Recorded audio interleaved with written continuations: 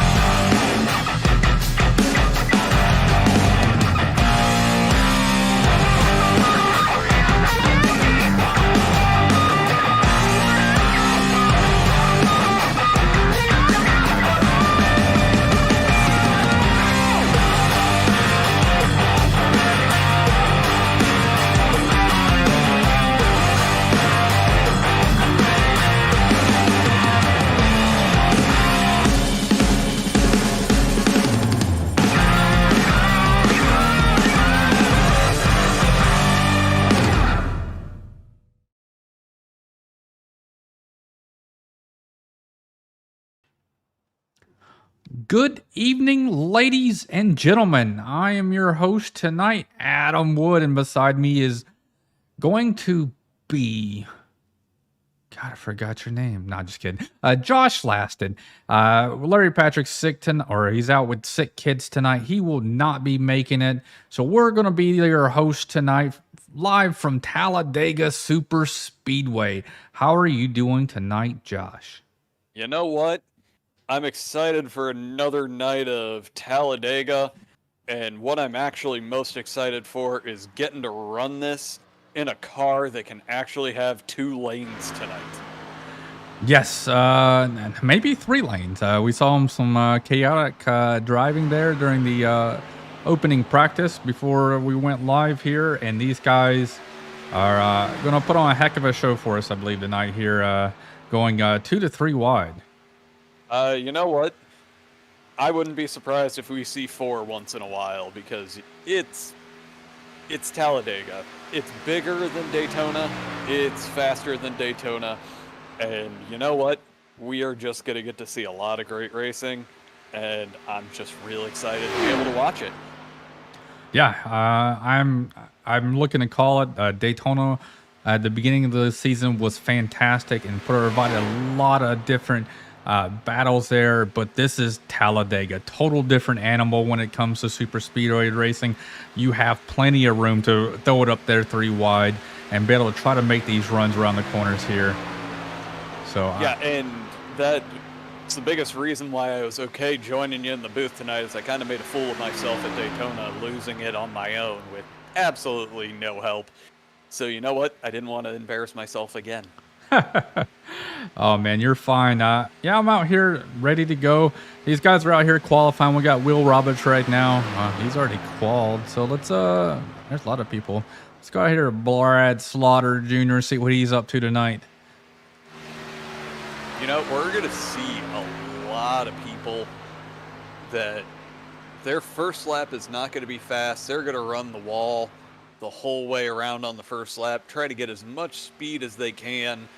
Then they're going to go down to that lower line, the shorter way around the track, so they have just that much more of an opportunity to get more speed, a slower or a faster lap time, and just try to blow the doors off of everyone else.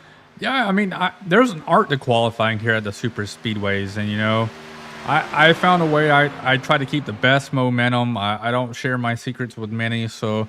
But yeah, like you said, you know, you got to run that high line all the way around laps 1 and 2, or you know, your entry lap coming out, your first lap going around, and then you know, you got to start arcing it to come across the track, crossing the line, and then drive it down to the bottom to get the most momentum and the speed you can for your qual lap. And we're seeing some lap times that are unbelievably close right now, to where people are within hundredths of a second, to where our top 10 are only separated by 200. Yeah, I mean, this track is so weird. I mean, you can get that close. This is a large track, and you can get within almost a thousandth of a second off of somebody else. As we see Brad Slaughter Jr., I think, tapped a wall right there. I think he's going to try and redo this.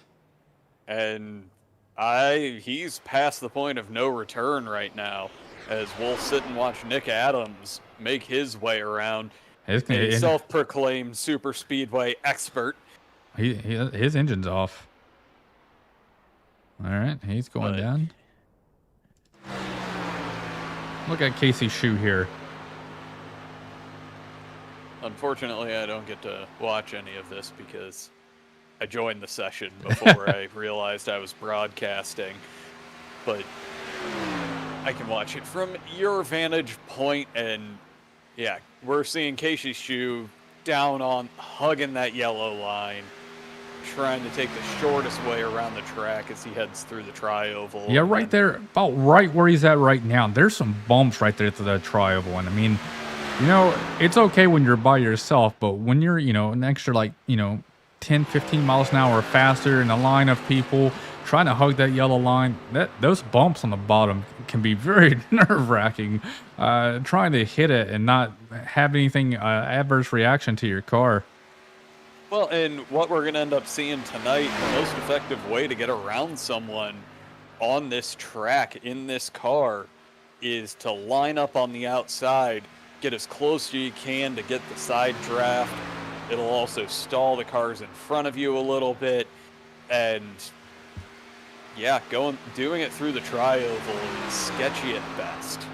Yeah, I mean, and a lot of people like to, you know, side draft, and you just got to ensure that you're doing it at the right time and ensuring that, you know, the cars are stable when you do it. You don't want to do it through the tri-oval. You want to try and do it whenever their cars are pointed straight. Like right now, where he's at on the track, perfect opportunity to. Trying to do it in the middle of the corners, in the middle of the tri-oval is a bad idea to bump draft and to side draft. Just got to be brave. We were doing it a little bit in practice, but you really do have to trust the person that's below you if you're going to even attempt it. To where I had a few times on the outside line to where my car was straddling that low stripe while there was someone right down on the yellow. But it was someone like a Blake Gordon that I've run around enough. I know exactly what he's gonna do. He trusts me, I trust him, to where we can make it work, but not something I would do in the race. So we see Steve, he gets down, he's not hugging the yellow all the way. He's leaving a little bit of room right there. That's like, you know, maybe a tenth of a second he just gave up in the middle of the corner by not hugging that yellow line. I mean, we're talking Talladega, to where track position on the start isn't going to matter. It's going to be track position on those last 3 laps. Everything up to that point is making sure you're close enough to be able to make a move at the end. But other than that, it's about all you have to worry about.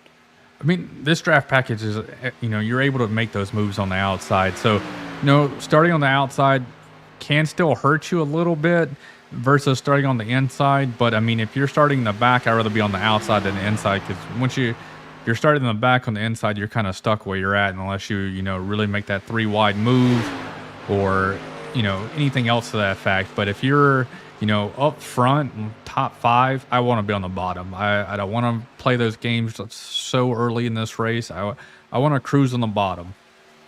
Well, we may have differing theories on that, especially in a car like this that has the ability to truly run an upper line. I want to be on the outside to where I can hold that low line captive as I'm prepping to make my move, because you can't pass below the yellow line. So they only have one way to go, and that's forward. Yeah, but you can't lose any spots. So I mean, so to speak. I mean, you can get pushed back some spots, but you're not going to lose spots on the outside. If the outside doesn't move and that momentum doesn't get carried, you're going backwards. So you have, or somebody could jump out of line and get in front of you, and now you're not the Pied Piper anymore. And you know, so that's the only reason why I say if I'm going to be up front, I'd rather be on that bottom line up front, being the either first, third, or fifth. So I'll, you know, be running basically first, second, and third on the bottom line. We could argue this all night, but at the end of the day, Adam, you have 2 league wins at Talladega, and I have none. Let's see. Justin said you shouldn't advertise enjoying holding people prisoner. Josh. law enforcement officials may come looking for you. Well, Justin, you're the wrong part of the government to really have me worried about that one. So, He's in law enforcement. yeah, but he's postal service. He's still a federal law enforcement, huh? He knows people that knows people. Well, I guess that much is true. But we are done with qualifying, so let's go ahead and get a rundown of our grid for the night. Alrighty, qualifying on first, getting the Elwood Pole Award is going to be Chad Simpson. Second place tonight will be Thomas Bressie. Third is Cameron Hearn. Fourth is Chad Mazowski. No. Messed that one up again. We just say Chad. Fifth, it will be Will Roberts. Sixth is Casey Shue. Seventh is Michael Stroll. Eighth is Travis McQuistion. Ninth is Tyler Hensley. 10th is Hayden Pastores. And 11th is Alan Elwood. 12th is Delonta Ballard. 13th is Randy Bechtel. 14th is Brandon Bernhardt. 15th, Boomer Logan. 16th, Nick Adams. John Griven is 17th. 18th is Norm Peltier. 19th is Blake Gordon. 20th, Carl Henderson. 21st going to be Brian Keita. 22nd is Sean Carmody. 23rd is Zach Edwards. 24th is Steve Rada. 25th is Kyle Cooper. 26th is Brad Slaughter Jr. 27th will be Eric Wineland. 28th is Braxton DeWeese. 29th is Danny Ware. And 30th is Gael Brooks. And 31st is Chris Matthews. 32nd is Joe Dinsmore. Apparently I'm 33rd. 34th is Kyle Flarsky, and rounding out the field is Don Runkle Jr. And we've got some Braxton DeWeese fans out there watching tonight out on YouTube.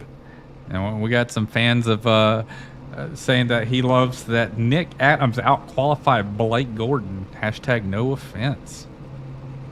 We've seen over and over again that Blake Gordon isn't exactly the best qualifier on super speedways, but as we saw at Daytona in this league earlier, he finds a way up to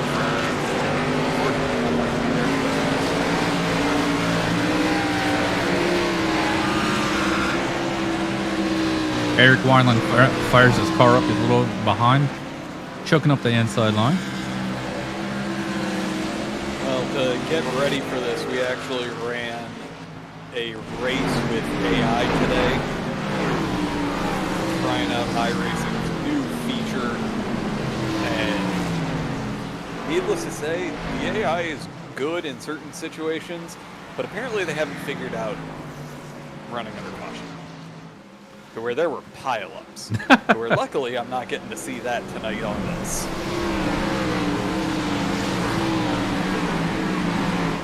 Yeah, I haven't tried the AI with humans yet, but I do a lot of AI racing, try to prepare for it just to, see where my lines are if I have to interact with other people throughout the night. So, I try my best to try to do that instead of hopping in official lobbies where I know I'll get destroyed and kind of mad. I'll hop in an AI race and go out there and run quite a few laps. They sometimes can help you pick which lanes are good. You can see where they run. But at the same time, you put them up a little bit too high, and they run some unnatural, godly fast laps. Yeah, but unfortunately, some of the guys we're going to get to see tonight run those ungodly, unnatural fast laps. And it's going to be a great one. Yep. So pace car light is off. They're coming out of turn 4 here, but we still got a long ways to go before this thing goes green. As everybody knows, here at Talladega, the start-finish line, it's not at the center of the track like everybody else. It's offset. That's also what makes Talladega's finishes awesome. Well, and we have Bill France to thank for that. No, Josh is not in race reporting. Josh is up here in the booth with me tonight. He is enjoying it. I was going to say, and we are green right now. And Chad Simpson gets out to an amazing jump, gets to jump up to the top line. Not exactly sure what he's doing. I think he's trying to get that momentum right there, but I mean, you're sacrificing everything. That whole entire, no, he's going to the back. That's got to be a play because I mean, he's sacrificing that whole entire top line's momentum, and this is why I say I want to choose the bottom line. Well, and there's also a chance that he's trying to link up with teammates. Yeah, that could be a smart move down the line for him, making it to where he has that opportunity to have the good push that he can trust. But right now, Thomas Baresi has taken over the lead, followed by Cameron Hearn, and Michael Stroll is making a huge run on the outside, going into turn. Oh, that's the tri-oval. Yeah. Travis McQuiston is on his rear bumper. I mean, locked to it, and just giving him a heck of a push there. And now I don't know if he meant to dump Michael Stroll, but he looked like he went to the outside. Michael Stroll goes down to the bottom. Now number 44 of Tyler Hensley's in the back bumper of Travis McQuiston. They're fighting for the lead. And this is what I love to see, that we unfortunately did not get to see much of last night. We have 2 lanes, and both are actually working right now. So it's with only 2 cars. With only 2 cars, but now that we've hit the turns, we're starting to see the downside of having such a small pack. And I mean, they're still holding their own, but I mean, yeah, you do lose a lot of momentum on that top line. In the middle of the corners, the bottom's able to have a shorter path. But right now, we're actually seeing Delonta Ballard and John Griven just making a massive push towards the front there, with the 2 Endeavor Racing cars on their inside of Brandon Bernhardt and Blake Gordon. But unless they can get a little more sniff of the draft in front of them, they're going to be hung out to dry, and we end up seeing the number 5 Valen Elwood pop out there. Kills a little bit of their momentum, but if they can get themselves lined up, ready to go, that's going to make that line much faster, as we're starting to see a lot more people making their way into that second line. Yeah, they were making their way, and then I can't tell which car it is right there, the one sitting in front of Blake Gordon now. Blake Gordon jumps up to the high line there and starts to push the number, is it 35? 85. That would be the 85 Boomer Logan. Boomer Logan took Alan Elwood and them 3 wide. And now the outside lane's going, but they're leaving Travis McQuiston. He's getting pushed to the back there. And right now, these guys are running relatively conservatively, leaving a lot of space to the car in front of them. Running in these cars right on the bumper of someone, realize that if you're locked up with them, you get about 3 laps before you're in danger of blowing your engine. So you have to pick your battles on when you're going to actually really push someone, or when you're just going to leave some space, make sure that you're just saving fuel. As we see Thomas Baresi get pushed to the front, hold up that low line led by Michael Stroll, as we're seeing some 3 wide action right there at the front. Yeah, they left Cameron Hearn there. Thomas Baresi jumped out of line right there. He went from the bottom to the middle lane in front of Cameron Hearn, and then got pushed out to the lead. And now the 44 car of Tyler Hensley is now going backwards. They kind of pushed him out. They got a 3rd lane trying to brew up there. Michael Stroll says, I can do the same thing, Thomas, and he jumps out of line. Cameron Hearn doesn't want to have anything to do with it. He's going to get dropped out of line. And he may be, right now, since we do have a bit of a 3rd line forming up, they could be trying to do just that, make it to where we're 3 wide for a few cars, but it's just not working with only 2 cars and that many cars running at the front in both lines. I mean, who knows? I mean, they could be practicing some last lap moves, or coming to 5-10 to go or something like that. I mean, there's a lot of guesswork in trying to make this work in this draft package here, and that they could be trying to make these type of last lap moves here at lap 6 to see what it can do. Well, and we're starting to see Carl Henderson in that pink Fire Dog car has been weaving his way through to where he's just starting to show up in the back of that picture. He started way farther back than that. He is up 8 places right now, running in 12th, and just slowly working his way up. I know the CCR guys are running with Endeavor tonight to try to get a little bit of extra teamwork, knowing that there are some teams out there. We're just looking through the chat. Like Most 10, are at 10 least deep. 6 deep. Yeah, I mean, right now, I mean, you know, our biggest mover of the race right now is Braxton DeWeese. He's up 16 spots.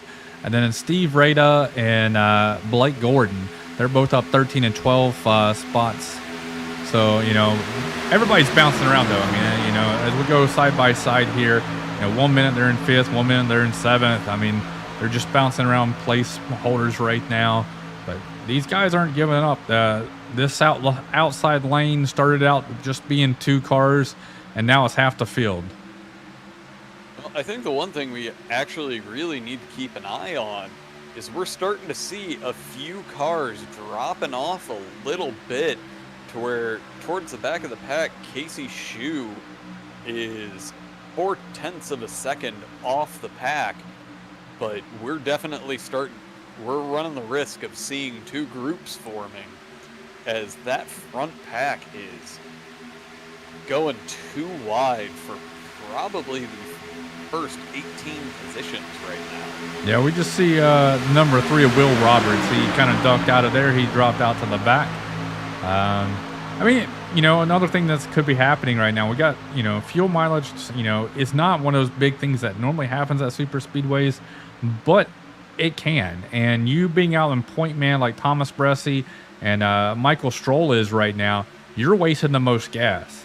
So, you know, trying to stay out there and try to do a fuel mileage race or trying to get that extra 1 or 2 laps just in case near the end, you know, it kind of helps right in the pack versus out front.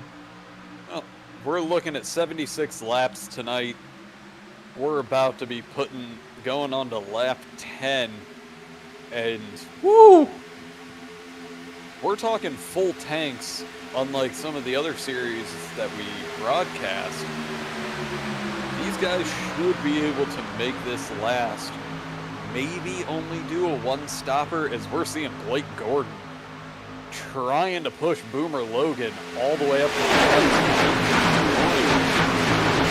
front of the inside line.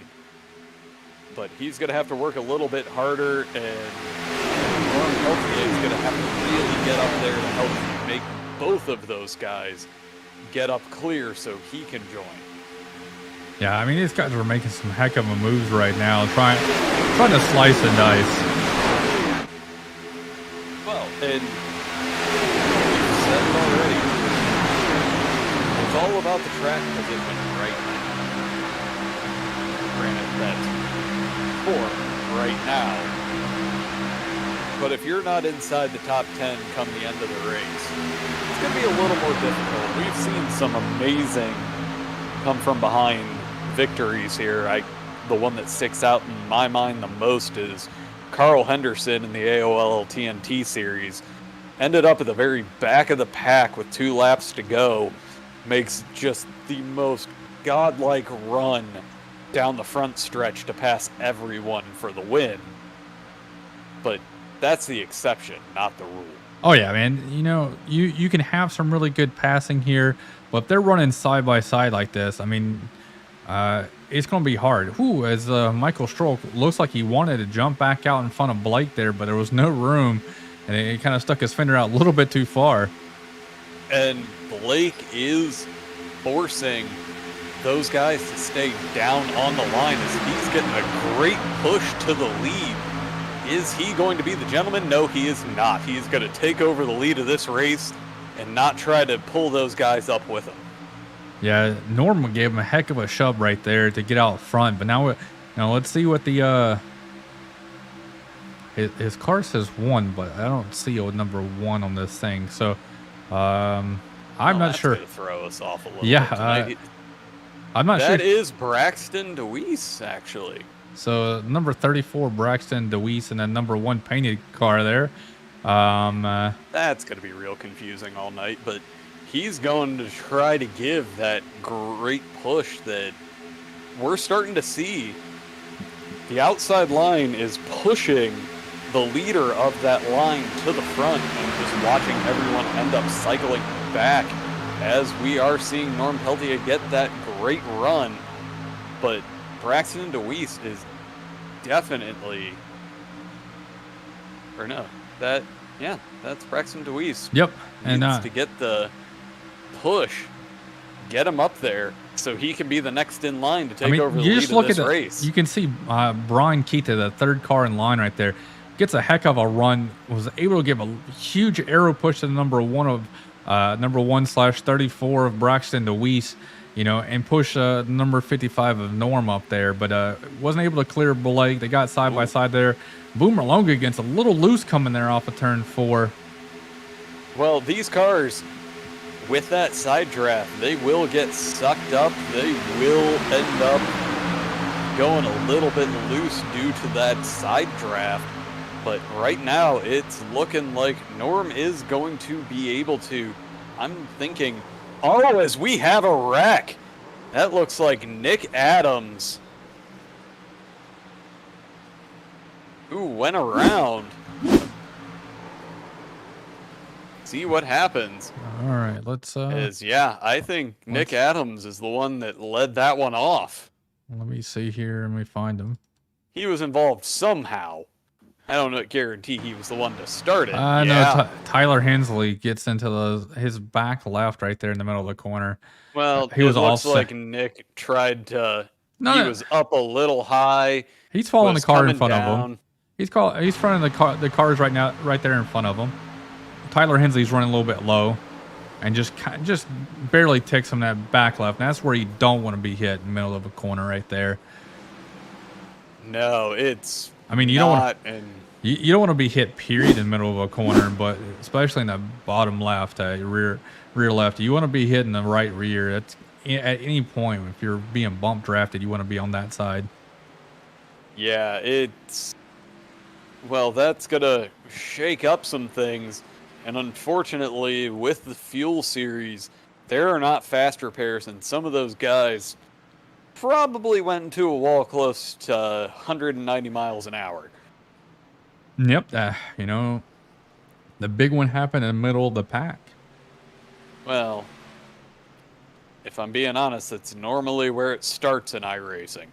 I was killed the other night at running third, so sometimes it happens in the front too. The best of the guys up front that are leading the pack can sometimes make a bad move, or net code takes over and can destroy a whole entire field. Well, and we're seeing everybody in the lead go ahead and dive into the pits. This is going to turn into, I would assume, just a splash and dash, no tires. Talladega isn't really going to kill the tires. Really, the only time you're going to see people start to take them is if they're at the back of the pack, because it's not really going to hurt them too much to take those tires. All right. Well, while they're pitting, we'll go ahead and go to a commercial break. All right.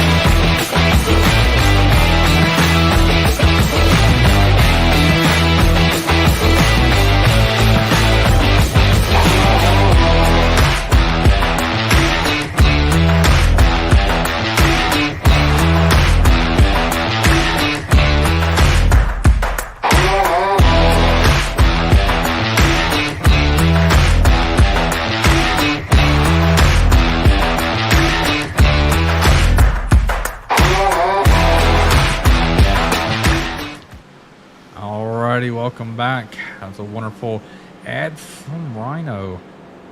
We got some wonderful products out there. Go out there and support them. It's wonderful sponsors here, the Fuel Racing League.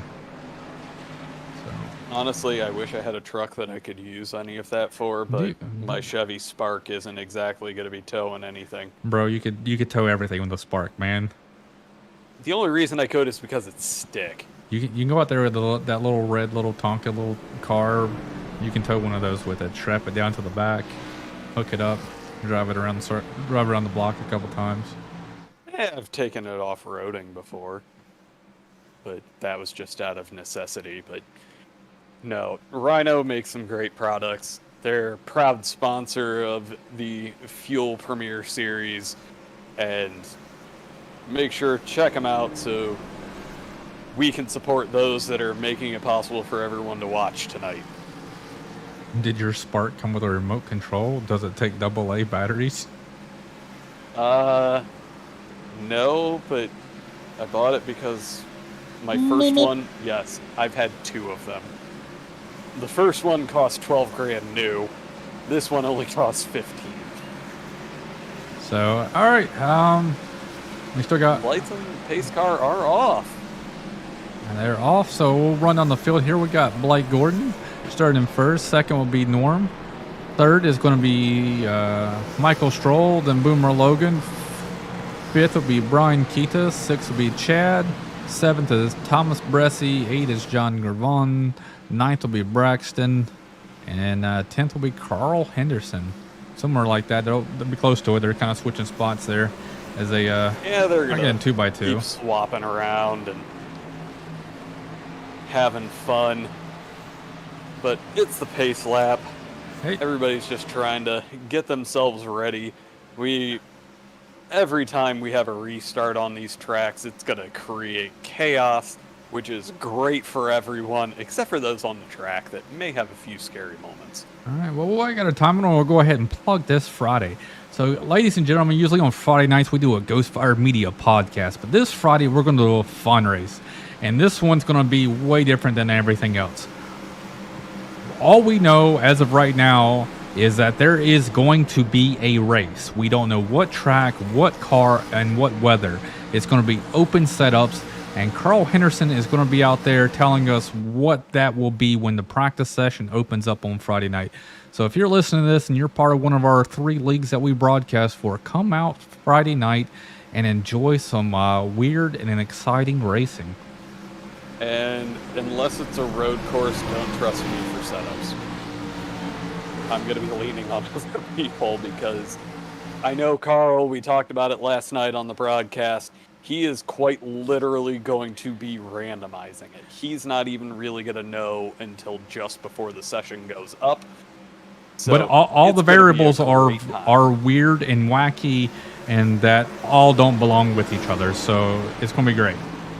Oh, and again, we're going to get to test everyone's skills on setups as the pace car is off. Pace car is off. You see the cars coming up. Blake Gordon's leading them to the field. When will he go? Well, the goal on these is it's best to go ahead and wait for that green flag so you don't give anyone behind you the opportunity to get a green flag. That's exactly what Blake Gordon does, and he has Michael Stroll right on his bumper trying to get him, both of them, as clear as they possibly can, and it's working out well for both of them. Yeah, and the number 55 there, Norm, he saw that huge gap there that was in between him and Brian, and decided to jump back there and fill that gap, and that's very smart of him. I know the outside line, when it does get formed back up, he's probably going to regret it, but at that time, it was a smart play. Well, and again, we're early in the race. We don't necessarily need to be seeing a lot of fighting, but we are definitely starting to see that outside line may be the preferred line tonight. Yeah, we just saw Michael Stroll jump in front of Boomer Logan right there and get a little bit of a love tap trying to get him back up in front of Blake Gordon here. So they're going to try and push him like crazy going through the middle of 1 and 2 right here. They get a little loose. They get disconnected from Michael. That's not going to help the outside line's energy at all. Michael's going to drop down. He's going to side draft Blake coming off of turn 2 here, going on the back straightaway. That is a chain that we are seeing on that outside line. Look how disorganized that bottom line is. You see there's about a 1-car gap in between the 55 and number 66, and another about 2 to 3 cars back to number 24 of Thomas Bresci. You know, they're going to have to get lined up to be able to get the speed here. And we're starting to see it, but I don't think that they are going to be able to beat that organization on that top line. If they need to, and we saw it on the last lap, those guys, and we're starting to see it again, coming out of the turn, they are going to be linked to where there's going to be no air coming down between those cars. And we're going to definitely see Michael Stroll, we're probably going to be able to see 2 cars drop down here if they want to. Oh, no, Michael Stroll in the wall. Michael Stroll is in the wall. I think comes down and collects everybody. Oh, that is just painful. Oh, Carl Henderson. 33. And, that's rough. Let's go back and look at some other... Waiting for SDK to catch up on us here. 73 just piles in the back of and doesn't check up, gets them back.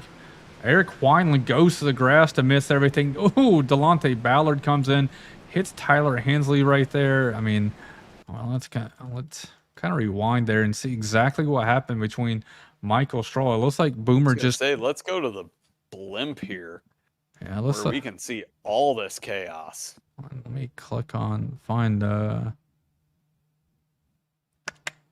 where is he? Michael Stroll, there is his name. Yeah, he just gets tagged. Yeah, he clips him there, and then there's nothing for Carl Henderson. The 40 of Sean Carmody gets involved right there. I mean, yeah, you see Delonte, 71 Gael Brooks. He got a little rear end damage there, but he goes to the grass and it avoids it.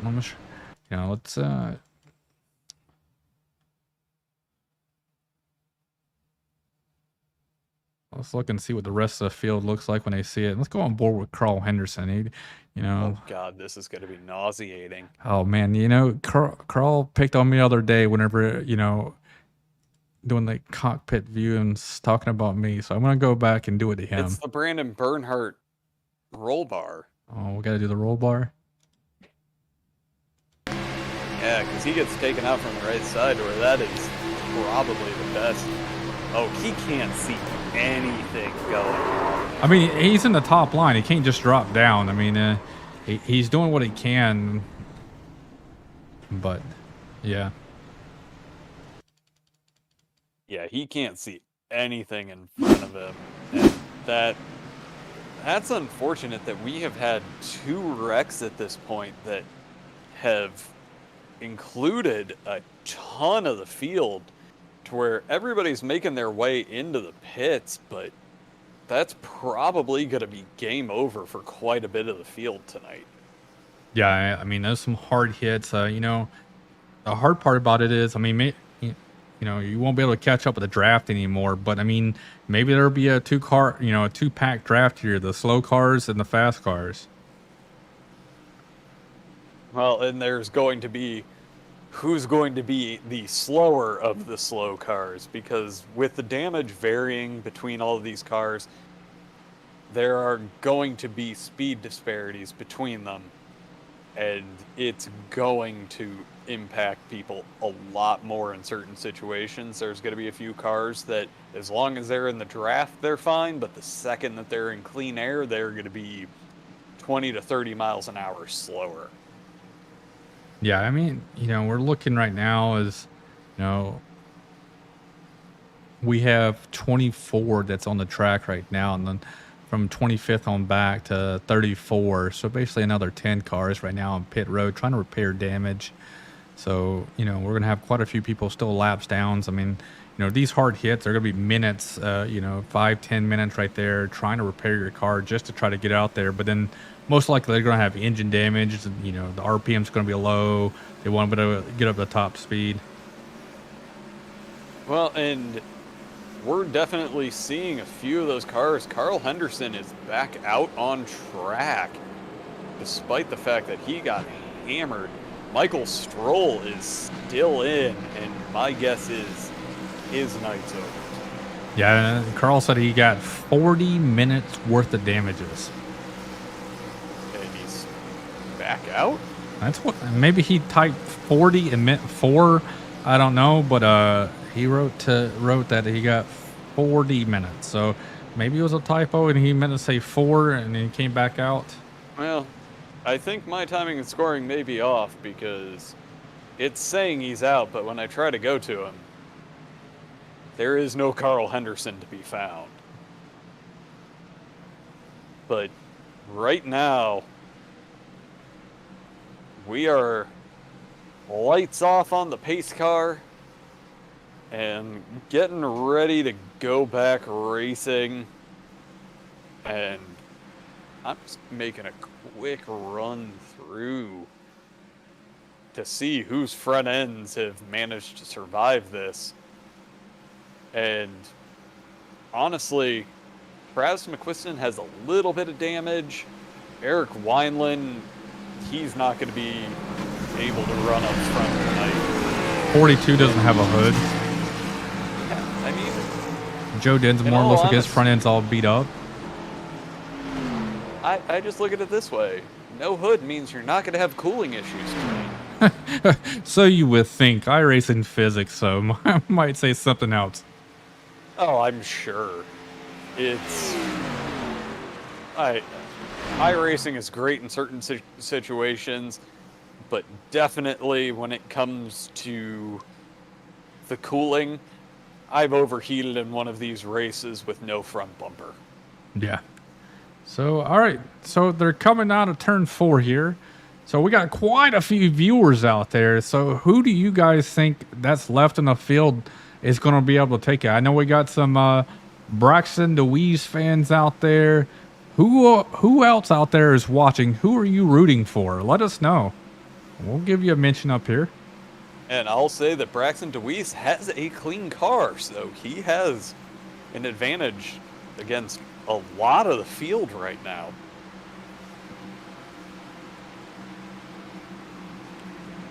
You can see the cars right there hitting the bumps in the track right there. I just saw them go sideways. You know, their car's rocking. We are back under full throttle racing right now. So we got Chris DeWeese out there saying he's gonna get it. Justin Anderson Blake says Blake Gordon's a super speedway beast. He's gonna get it. Hayden Pastorius says we won't say he's a beast. He's on a roll right now. But he only has one win in that roll. But we got a Hayden Pastorius fan. Well, Hayden Pastorius himself. 55 gets left out, goes in the middle, finds a hole, drops down. Blake Gordon's going to jump to the bottom to lead. Brian Keith is now going to be on the outside. And for the first time, the number 70 of Brandon Bernhardt is going to be up at the front of the field. Loving that paint scheme. I hate seeing his paint scheme because it makes me want barbecue every time. But no less, if he can get himself up into that second position, the first on the outside, we can see the two Endeavor cars control both lines. And I kind of want to see it for one single reason. I want to see a third line for him. Oh man, Braxton DeWeese is out here. He has like 5 or 6 people out here commenting saying this man's gonna get it. I love the fans out here for him. You know, he's got a whole entire section out here cheering and rooting him on. And we got Dave Wright saying that Brandon Bernhardt is gonna take it. Well, he's in the right position right now. He's going to be able to save some fuel, where both of the guys we just mentioned are going to be in that prime position. If we can stay green, they're both going to be able to cycle forward because they aren't going to have to pit as early. So we're going to get to see a lot of great racing, and hopefully we don't see another caution for quite some time here. as we are getting to see Brian Keita is trying to get as much side draft as he can down the backstretch. Yeah, he's got. I mean, you're gonna have we to. have a lapped car. Boomer Logan up there. He's up top. You know, in my opinion, you got to side draft as you go in the corner. You slow them down because that's where they're going to make up the biggest room. Then you got to kind of separate going down the back straightaway because that's where the outside line shines. That's where the biggest momentum comes from them is these long straightaways. Well, and just know I'm going to set you up throughout the entire night to try to get you to give away all of your super speedway secrets. Hey, you know, I haven't raced in this package. I don't know when's the last time I raced an Xfiniti package, and the Cup package is going away. I mean, it's not going away, so to speak, but most people are going to be shifting to the next gen cars next year, which it's going to be a whole different animal. So we see the 73 try to get past Eric Wineland there.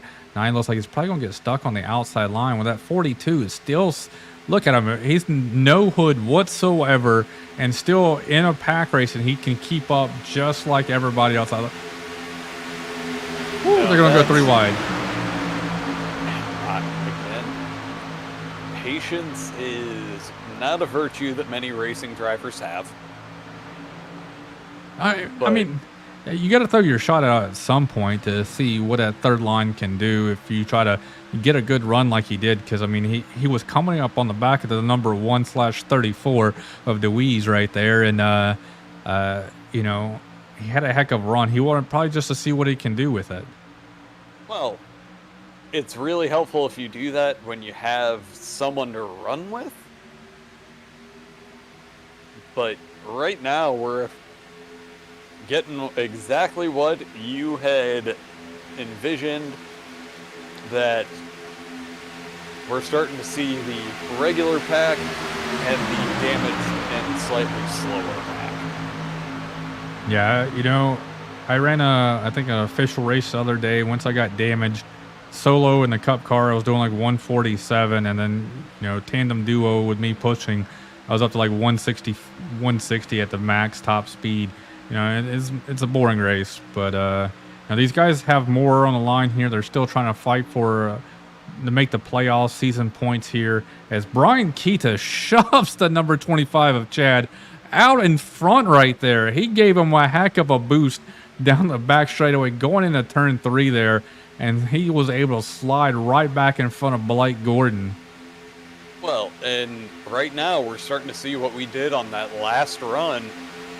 That outside line is definitely, if they can form up correctly, they can just keep pushing.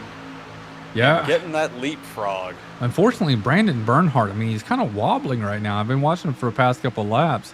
You know, he's not having a consistent line, and you can't really bump draft whenever you're got that much of a wiggle to you. He gets a little bit of Brian Keita and pushes him down into Blake Gordon.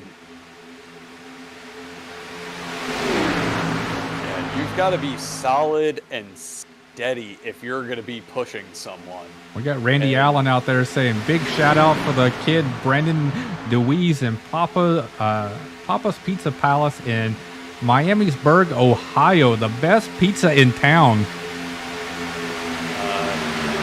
Could we stop having people run any kind of food-related cars, because it's making me hungry, and that's why I do it. I'll be running the Five Guys tomorrow night, so it's gonna be great. And the bigger thing is I would really prefer if Miamisburg was closer to my house, because I want to try this now, but we're talking like 2.5, 3 hours for me to get there, because it's nowhere near Northeast Ohio. Well, you're gonna have to take a road trip, go out there and see your somebody you broadcast for and sometimes race with. Well, I have friends in the Cincinnati area where there may have to be a side trip there. Yes, I did say Five Guys. Hayden Pistorius. I love Five Guys, and tomorrow night, if you watch the IVRL league race that we'll be doing from the Charlotte Roval, I will be running the Five Guys paint scheme. We're doing a breast cancer awareness month for the month of October. So I'll have my Five Guys, but instead of the normal red and white checkerboard, it'll be pink and white all over it. As we have Carl Henderson out there watching now, and all of closed circuit racing is out of the race after Nick's first incident, and now Carl Henderson. So giving the love to the Endeavor team of Brandon Bernhardt, Blake Gordon, and Sean Carmody. And Braxton DeWeese is going to the lead almost. Eric Wineland gave him a huge shove.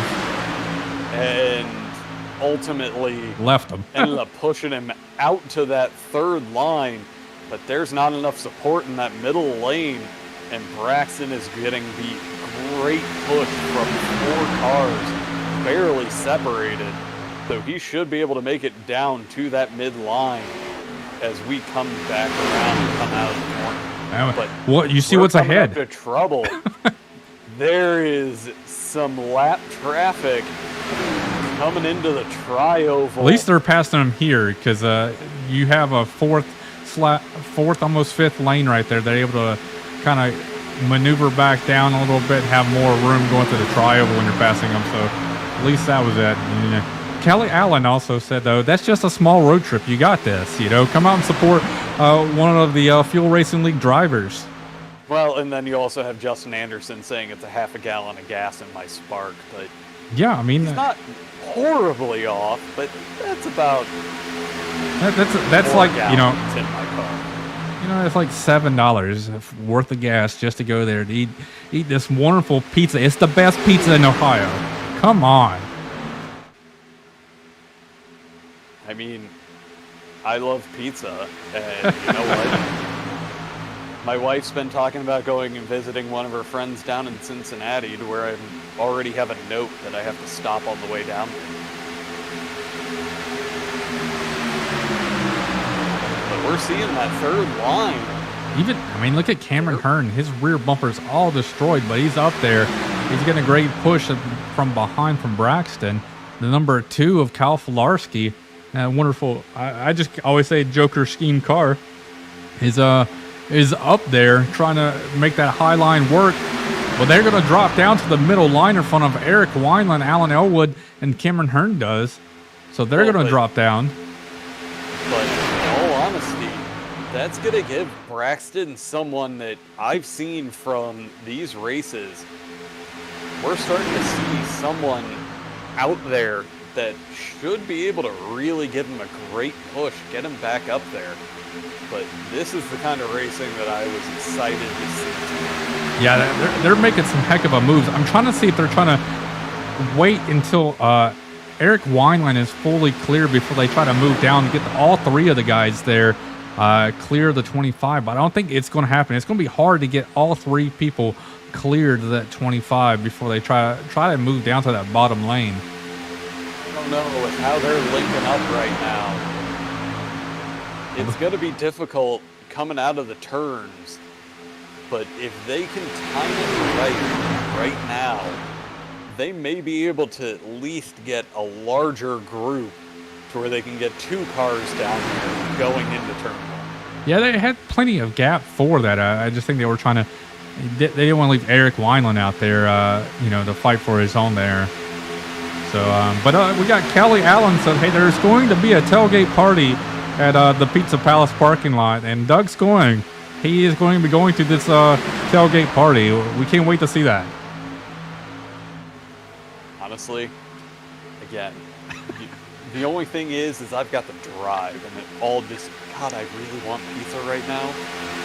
And we're starting to see on the backstretch, that group of 3, they're inching ever closer to being able to pull off all 3 of them dropping down to that low line. We got the number 81 of Brad Slaughter Jr. trying to make that outside low work. I think he's side drafting 1 car at a time per lap, trying to make that outside line work. Ooh, him and Boomer Logan almost make contact. Well, and that's the risk that you run trying to get that side traffic. But right now is the time to try it, because you know what? We're going to come across the line wrapping up 38 laps. We're coming close to halfway, or we are at halfway. And honestly, now's the time to start making sure you're in the right position for the end. Alan Elwood drops down in front of the number 25 of Chad right there, and he takes over the lead on the bottom line. Cameron Hearn's going to take over the second spot. Wonder if they could play a little games here. Will Alan check up just a little bit to let Cameron Hearn and Eric Wineland move up, as we got two cars jumping up into the third lane right there, as Brian Keita almost gets into the side of the number 180, the number 81 right there. Well, and those are the kinds of games, if you're going to try to play the let's hold up both lines, that's not going to work in Talladega, because people can form up and get you on a third line. Oh, there we go. There we go. Contact.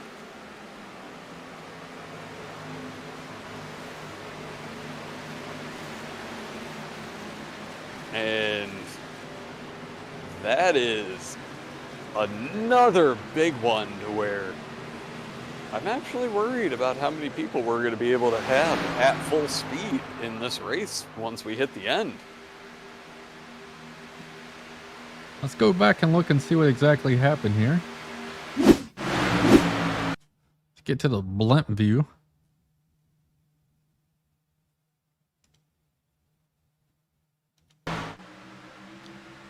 So Brian Keita just comes a little bit up on him, and that's all I went. Oh, Gael Brooks, Thomas Bresci. Can't really see much there through the tire smoke. Yeah. There's somebody that dropped down to the bottom thinking that was going to be the smart play, but it was not the smart play. That looks like the 93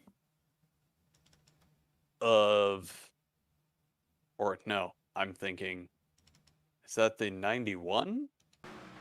Let's see what this is the second pack back here. I'm trying to see different angles. I'm listening to the radio, and these guys are talking about keeping on the throttle, hoping to be able to... Days of Thunder it through it? Yeah. At least make it to The where number they can 92. catch up. The number 92 just destroys Brian Keita driving through there. So let's go on board of the 92 and see what happened there. Chris Matthews. Let's get to the... And looking at the comments, Dave Wright, just to let you know, Brandon Bernhardt's got a little bit of front end damage that, yeah, he's not really going to be able to lead any laps, but Yeah, he'll still be able to draft. he still has a bumper. The question Unlike is, quite a few people. I mean, the question though is, you know, he does have damage, but you know, will it, you know, hurt him in horsepower wise, cooling wise? You know, those are all the big concerns you have right there when you take a front end shot here at Talladega. Is you know, are you going to be able to keep up with the draft? And number two is, if you're a ride behind somebody, what's the oil and water temps going to look like? Well, and he's playing the smart move. We actually see quite a few people that are hanging out in their pits longer than it took to get tires and gas, trying to get as much repair done as they can while staying on the lead lap, because the pace laps on this track are long. Yeah, I think, and I had like almost 5 minutes worth of damage on that official race, and underneath 2 or 3 cautions, I was able to sit there long enough to repair everything, so to speak. You know, it doesn't magically fix the car. I still had motor damage, and I think my top speed went from like 145 to about 162 by myself by the end of the race, but still wasn't able to compete and do anything with it. No, but it can keep you on the lead lap and help keep you on the lead lap. And at the end of the day, if you have a late caution and you're still on that lead lap, you'll still be able to make up some spots. Yep. And especially on a last lap crash, when the white flag goes out, other people, may make some unwise moves, and if they wreck and you're far enough back, you can slow down, navigate through them, and then continue on. Well, and honestly, that's all the more that we really need to see, because we're talking Talladega, and again, this is a race of attrition. Yeah, where we've seen a lot of people end up out of this race at this point due to the 3 cautions that we've had. And if you can keep it driving straight and at a reasonable speed, as long as you're still able to drive it, you're going to move up through the field, unfortunately, against those who can't. Looks like Kyle Flarski gets waved by there. He stayed out and did not pit. So he's going to take a wave around, get back on, get one of his laps back. I'm not sure if he's back on the lead lap after that. Yes, he will. He'll be back on the lead lap after that. So he got his lap back to number 25 of Chad. Chad will restart us. Blake Gordon will be on the outside lane. Number 21 of Delonte Ballard. He was in an earlier accident, but he was able to repair his car. Looks to be pretty decent. It's up sitting there in 3rd. Eric Wineland's going to be in 4th. 5th will be Cameron Hearn. 6th will be Braxton DeWeese. 7th will be Alan Elwood. 8th is Kyle Cooper. And 9th is Travis McQuistion. And then rounding out the top 10 on this restart will be Norm Petelier. And again, all of these guys up at the front have managed, for the most part, to escape any kind of chaos, with the exception of Eric Wineland, who is still without a hood. We got snack time. You guys want anything? Maybe some pizza? Maybe some Five Guys? You realize I'm gonna end up getting that for lunch tomorrow now, right? Go out there and get you some Five Guys with those fries that are made in that wonderful peanut oil. Well, it's not wonderful for everyone. It's not wonderful, but those Cajun fries are delicious. Yes, they are. As we are making our way out of turn 4. Hey, Kelly, Josh wants to know, do you deliver down to where he lives at in Ohio so he doesn't have to drive up there? You say down. Or up. I don't know. Vice versa. All right. All right, so let's see. Will Chad get an early jump with Delonte Ballard pushing them? Or will they wait till they go green? As they hit those bumps, look at the cars just rock. Bam. 22, 70, 95 just bumped it. Well, I'm waiting to see if right now, with that damage that Eric Wineland has, is he going to be able to push Blake Gordon as much as he's really going to need to get around this traffic. And it's looking like he is having a monster race despite not having a hood. Yeah, I mean, he's out there pushing pretty hard. Eric Wineland is in the back bumper of Blake Gordon. You can see them getting the momentum down that back straightaway. Braxton's there pushing Eric Wineland. These guys are trying to make this outside roll. And right there is where we're going to see that outside line die. Because the person at the front of that line has no aerodynamics to be able to push that car around, but he is getting an amazing push behind him to try to... Wait, when did he get a hood? No, Eric Wineland always had a hood. It's the 42 back there, the VRS car. He does not have a hood. Blue and red cars, I'm yes. confused. Hey, Kelly said she'll meet you halfway. I don't know if I want to go to Columbus, though. Oh, man. So Eric Wineland's getting a heck of a push by Braxton on the back straightaway. There's a huge gap, though, between the second and third car of Chad and Delonte Ballard going down the back straightaway. That's hurting the bottom speed, but they're side drafting up there side by side, which, slows both the lanes down, really. So I just saw, is there a crash? Randy Bechtel popped up and they immediately jumped into the pits, so obviously there was something there. But we're seeing Braxton DeWeese try to push Eric Wineland up to the front.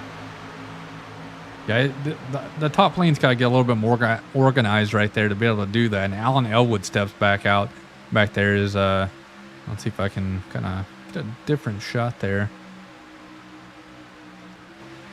Nope, Alan Elwood drops back down. I see him.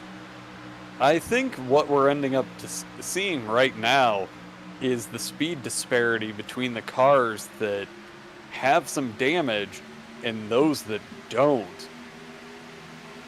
To where we're really starting to see two packs forming.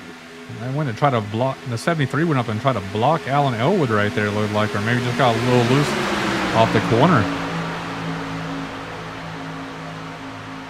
I mean, we're talking 30 laps to go at this point.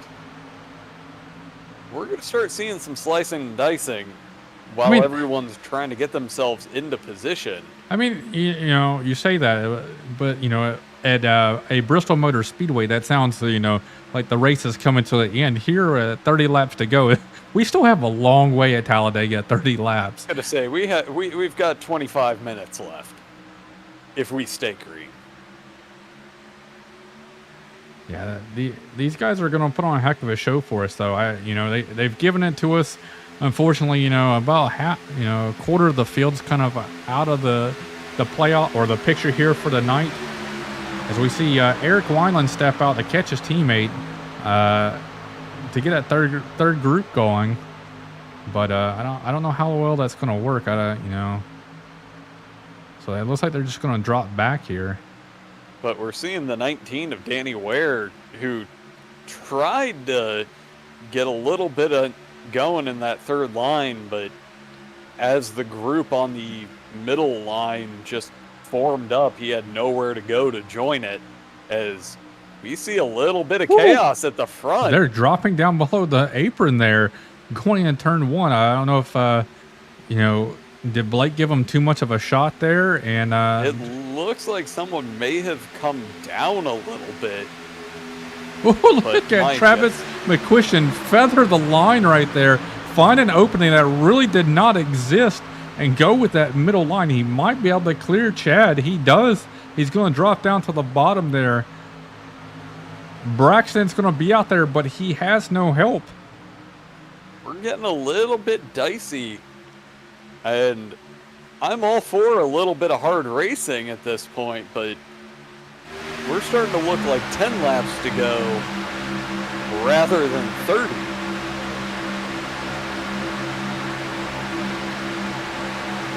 The outside line right there just chose to leave Braxton in the dust right there. And they're going to go around him, just put him in the middle. Everybody's going to continue to go. He's side drafting. Chad's going to jump up out of nowhere. He has really nobody to go with. He felt like he had momentum. Oh, they touch right there. Now the Travis is out of the line, 55. Right. But that outside line, because they aren't dealing with the chaos. Look at the squeeze. Oh, there they go. We have cars flipping, and yellow is out.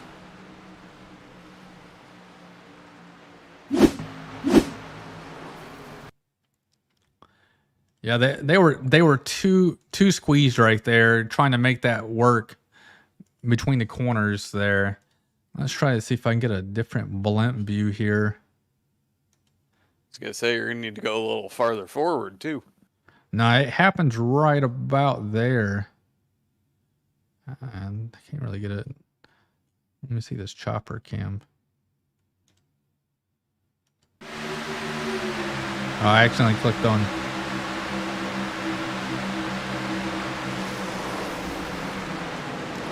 I was gonna say we're seeing.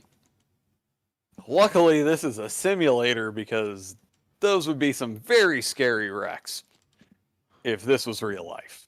So as they're coming through here, you know, they're really tight. You know, they have some space, but they're really tight right here.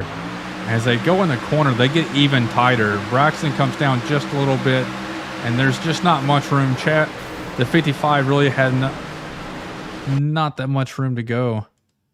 And we're seeing the gremlin of iRacing. We're seeing that net code pop up, and especially on these super speedways, it's prevalent because it's trying to predict where everyone's going to go. And when you've got 4 people that close, its predictions become unpredictable. Yeah, you got 4 people trying to make the slightest of moves, and they were really close right there. You know, the outside car could have moved up a little bit, but they probably didn't know they were in that tight of a squeeze. And we see everybody come down on pit road here. Well, actually, they don't. They don't. We've got some fakes. There's huge fakes trying to fake us out here. They did. But either way, let's go to commercial break. All right. Hi everybody, this is Stu Rickard and I'm part of RPM Missions, and our cause is to raise awareness for human trafficking here in the United States, where currently we have over 300,000 people trapped in slavery, and of that at least 30% are of little boys and girls under the age of 18. Our goal at RPM Missions is threefold. We would like to see 10,000 people put this human trafficking hotline number into their cell phones so that they can feel deputized and to report suspicious activities when they see it. Our second goal is to raise awareness for more recovery homes that need to be built for these girls and boys that have been rescued from sex trafficking.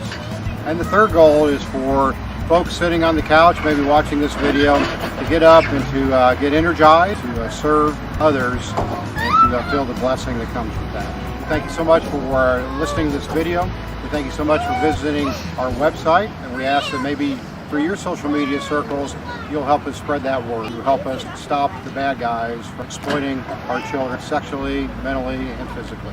Thank you.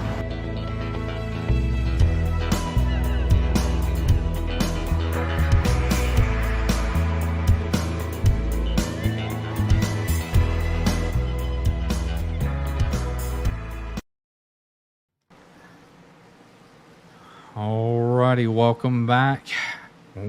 Huge chaos involved right there on that last one.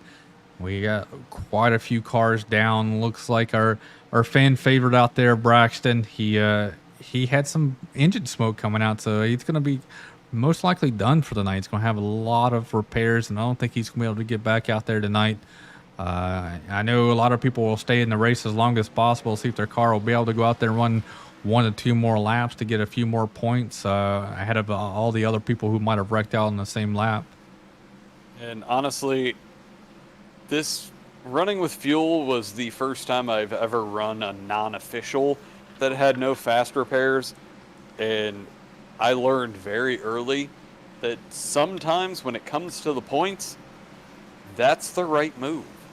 Because a lot of people will rage quit and make it to where, you know what, just getting those extra 5 laps, getting your repairs done, can be 2 or 3 points. spots. Yeah, it could be 2 to 3, or it could be up to 10 spots. Just having that patience just to stay there and try to get some extra laps, as we are now 25 laps to go here tonight. And I will be the first to tell everyone I have the in-race radio going. There's a reason why we don't have that on. Yes. Sometimes the heat of moment, the official radio chat between the drivers here gets a little spicy. So yeah, we definitely do not play those. Some of them have been a little expletive-laden.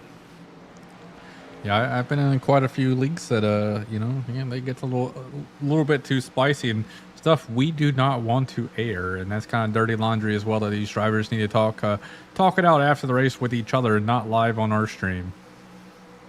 Well, and sometimes you can get some spicy chats in the post-race interviews. Yes. And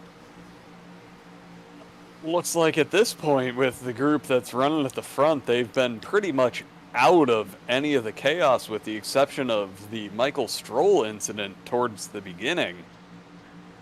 You got Brandon Bernhardt. Lucky. Brandon Bernhardt and Delonte Ballard sitting in 5th and 6th right there. They got some damage from previous wrecks. But the top 4, I think, are kind of squeaky clean.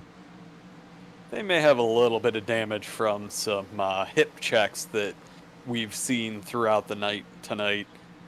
But other than that, as I run through the cameras, I'd say that Eric Wineland running in second is probably the most damaged in the top 6. And that's saying something, considering we've already commented on Brandon Bernhardt and Delonta Ballard. Both have damage, but Yeah, you can look we've back seen there. Eric Wineland is managing to cope pretty well with the amount of damage that he has. I mean, when you're having all that energy on that every line pushing you, you're able to do those type of things. You got Gael Brooks back there. You got 2 back-to-back cars with no hoods.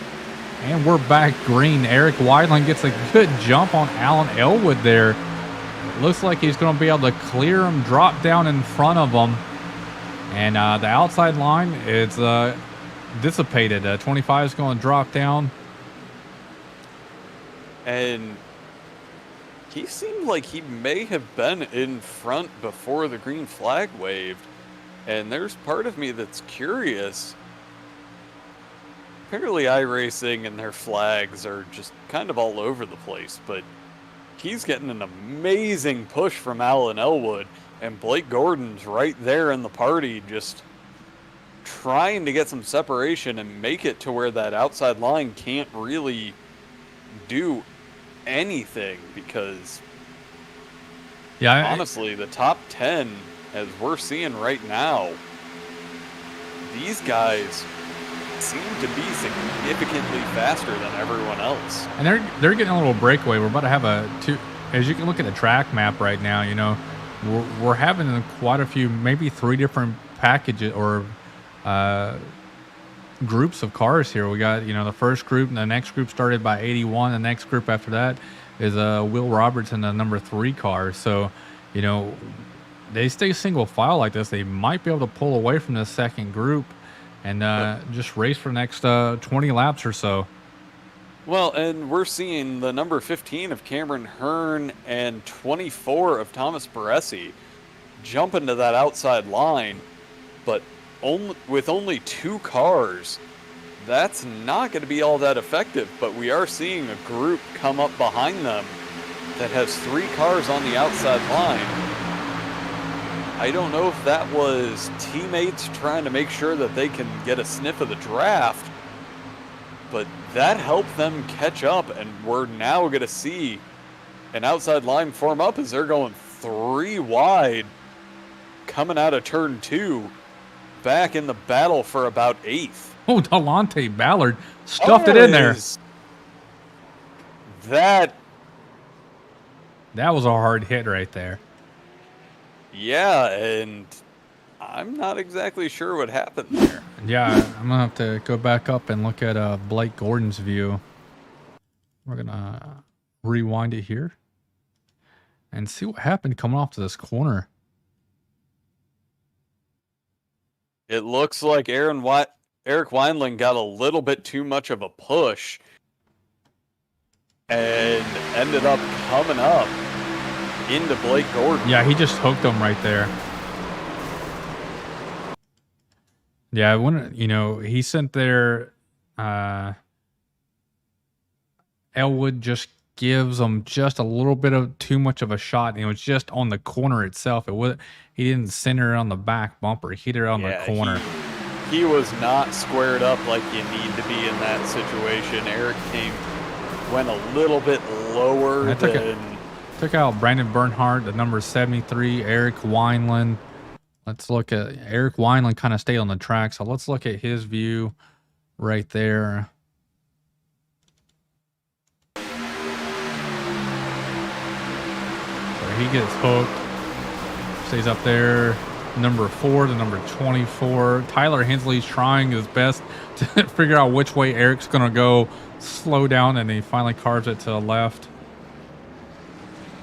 Yeah, the damaged car. Talladega. This damaged car pack is going to be kind of brutal back there with a lot of cars now. Blake Gordon's out. He's got a smoky engine. Yeah, there's no way he's going to be able to continue. And we had 34 actual cars out there tonight, and Blake, even with that damage, is still going to end up in 23rd. And Justin said that's his bad. He gave both Blake and Brandon the commentator's curse. That would require you to be a commentator, sir. That's why I don't pick myself. That I never have the right really to pick myself. I'm not the go-to guy that's going to be up at the front of the races. Talladega is one of those beasts that it's anybody's race there near the end, and the Cup races it makes it even harder though. So, got to put yourself in the right position. Here in the Xfinity though, we found that you can make the almost 3 lanes work off and on, and put on a hell of a show for us tonight. And yeah, as right now we've got 20 to go, and a reasonable amount of the field is either in the pits trying to get some repairs or has given up for the night. Yeah, if you look at the track map, you see all the cars that are in solid colors at the top going down the back straightaway. That's everybody that's in the race right now. Then you have all the people on the bottom part of that track map in the tri-oval. Those are all the cars that are in pit road right now trying to get repairs, and that are just going to sit there until their car is able to. I mean, here in iRacing, if your car is too damaged or too messed up to go, they give you a black flag and meatball flag. And that's required damage that you have to fix before you can even attempt to go out there and try to get some laps back. I've always laughed at the fact that it's called the meatball flag, but I get it. It's black with an orange dot in the middle, and when you have a wheel hanging off, it's kind of like a meatball. But it still makes me giggle every time I hear it. Because deep down inside, my mentality hasn't matured past like 13. All right, these guys got 20 laps left, and like when I said we had 30 laps to go, we still have a long race. We're only 10 laps down since that point, so we still have a long race to go here at 20 laps to go, and we have 21 cars still looks to be on the racing surface, but a lot of them are heavily damaged. Yeah, and that's the kind of thing that honestly you come to expect from Talladega, because the speeds that they're running at, if there's an incident in front of you, it is pure luck to make it through. Yeah, you got to be able to try and see where it's going, but these cars, can bounce off of one another and slide left, slide right, in a blink of an eye, and you once had a clear lane, and then that lane's just gone. Yeah, and I hate saying it, we're seeing a traditional Talladega race in iRacing, that there's a lot that's going on, only so much that you can actually end up avoiding. I mean, it's put on a great show for the fans. I mean, they're showing that they're racing for every position on every lap. They're not waiting and riding around the bottom and rim riding it basically all the way around until 5 to go. They're trying to find and battle and be able to put on a good show for us out here, and we appreciate it. Just stay a little bit cleaner, and then. Oh, and again, it's not like these guys are in a real car, have all of the sensory that you would when you're normally driving. There's only so much. I would assume there's not many people, if any, using a motion rig to give you some of that actual seat of pants feel. There's only so much that, no matter how nice of a wheel you have, it can transmit to you. So Well, you can only get so close. One thing I have to say, I think Facebook's back up. I think our stream's live on there now. Well, it looks like they got their stuff together, and we're back up live there. That's good to know. We got Blake Gordon commenting. there, saying that that was fun while it lasted. And Alan Elwood is green. He's got a good jump right now. Chad is about 1 to 2 cars back. He's trying to suck up to him so they can clear Delonte Ballard, but he's going to drop down well before he's going to find a spot. So Chad's going to fall back because Tyler Hensley's about 8 cars back from him right now, and they got a 3-car hookup right there on the bottom lane that's going to propel them down the back straightaway as they're still building up the speed. But what you have to keep an eye on is Tyler Hensley, who they're dropping down into that pack. If I was Tyler Hensley, I'd see where that run could get me. He's also, damaged in the back, so, he's going to have somebody to give him a heck of a push there to be able to, keep his aerodynamics where it needs to be. So he needs to stay in the pack. He's not going to be the ones that can really go out there and throw those wonderful moves there at the end. Spoiler only slows you down at Talladega. You got number 81 right there, Brad Slaughter Jr. He's going to go back to side draft and see if he can make that work. And again, we're starting to see that this pack that we're looking at, Joe Dinsmore is right there. Is that Joe Dinsmore? Yeah, Joe Dinsmore is running at 11th. We haven't called his name really at all tonight. Once he got a little bit of front end damage, he's been staying in the very back all night long, but we're at 17 to go. So he's coming up to the front now. And I was thinking that he was a little bit on the slower side because we are seeing him ultimately with a gap between the cars in front of him, but it looks like he's got just enough of the draft where he may be able to catch them, but he's actually falling back now, and we've got a 5-car 6-car pack right behind him. Yeah, his time looks like they may have a little more speed. Yeah, his times are dropping back right now. He's losing the main pack right now. He's almost 2 seconds back from the 10th place car now. But with the group that's behind him, he went from only running at 180 miles an hour, but with the cars behind him, he's a lot closer to 185. And that should be just enough to help him get up to that front pack. But he should, if I were him, I would get out of the way. Let Will Roberts lead that pack because his car is looking relatively clean. I mean, you got so many cars there that's damaged. I mean, they're trying their best to try and limp it through there. The person behind Will Roberts is heavily damaged as well, I believe. Yeah, but Will Roberts has a much cleaner front end than everyone else. And right now with Joe Dinsmore being the leader of that group, we're seeing that gap to the 10th place of Danny Ware. He is slowly pulling away from them.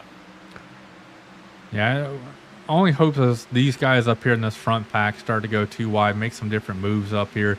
That's the only way they're really going to be able to catch them, in my opinion. I mean, there's so many heavily damaged cars in that second pack to really keep that momentum up compared to all these other cars up here, racing up here pretty clean and no engine damage.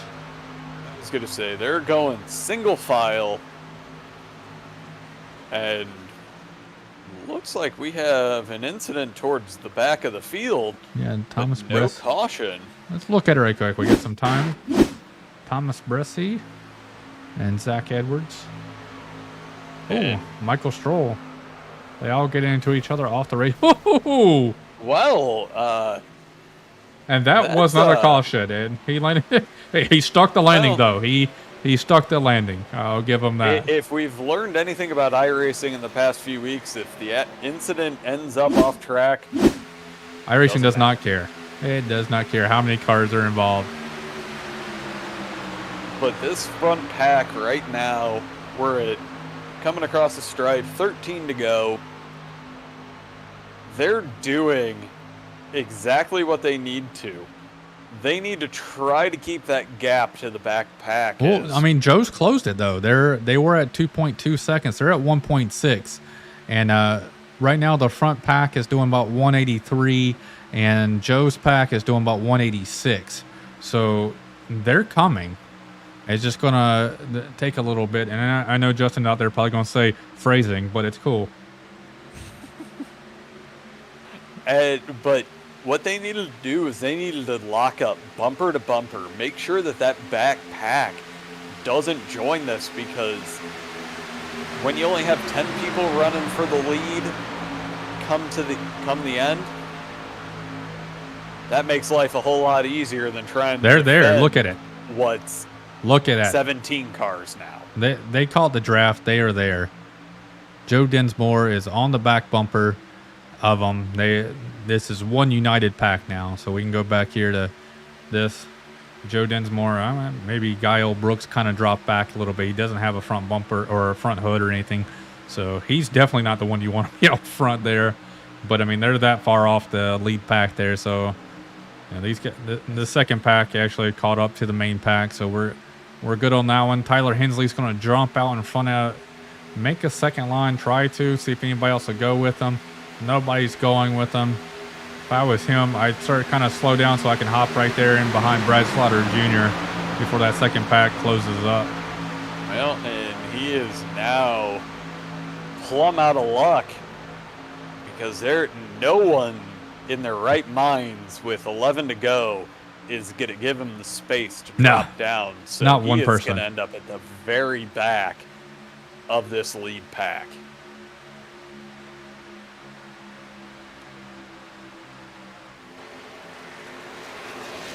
And for the most part, with a little exception, there is some people are making some peeks to the outside. We are single file rolling through here, and 10 to go. I expect in about 3 laps we're going to start seeing that second line for you. Yeah, I think they're going to wait till about 4 to 5 laps to go, and then that's kind of where everybody's going to try to find their momentum.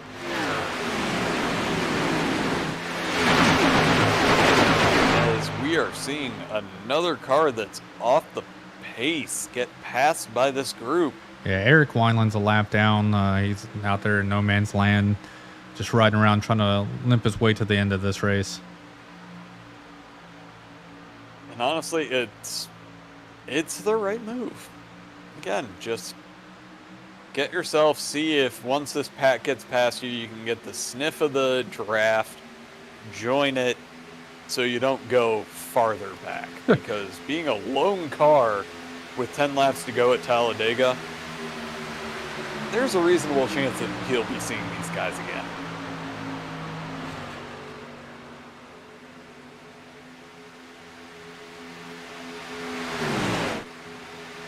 Love this digger cam. Yeah, I really need to get more of these guys. Yeah, the turn 1 digger cam. I love that package.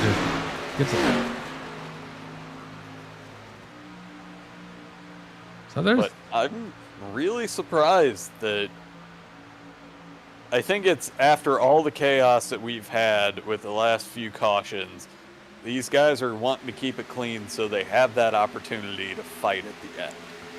Yeah, they're biding their time. That's all it is. They're just out there. They want to click off a few more laps before they start to get a little chaotic, and because they've seen what this chaoticness has, came about in the past 3 or 4 cautions, kind of wiped out most of the field. So these guys are just trying to bide their time, and see that Brandon Bernhardt will not be able to do it. I know he's 18th. You said Dave right out there said Dale came from 18th to 3rd, or to win it in 3 laps, but Brandon just went a lap down. I don't think that's happening. Yeah, he had too much damage after that last incident. Probably something's out of alignment because his front bumper's missing. Well, yeah, there's only so fast that those can be replaced when you're in pit road. Yeah, I just want to see where do they jump out of line.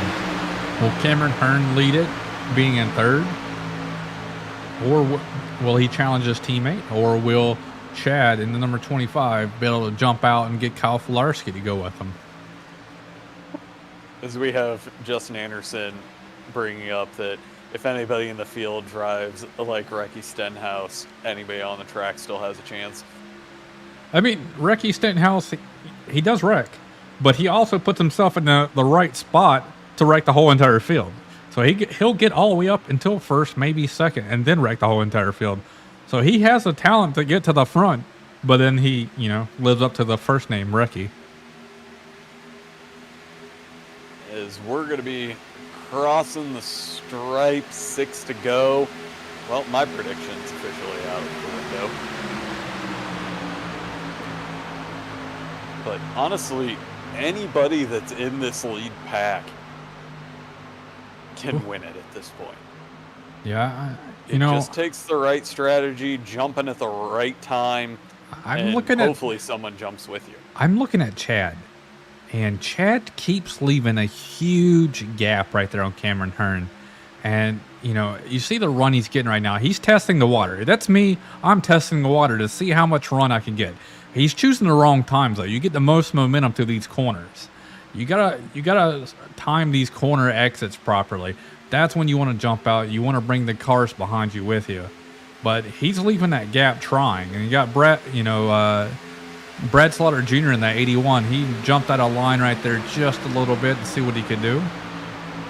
No harm, no foul. As we're starting to see a little bit of that second line just take a peek.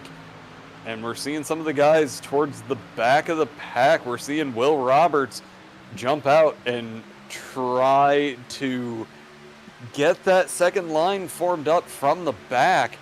And now's the time with 5 to go. Start making it to where there's a race at the front. Brad Slaughter Jr. is going to jump up there and get in front of Tyler Hensley. It's going to slow him down momentarily. Is Brad going to jump back down? Like, what's it going to happen? That's a bad move. Yeah.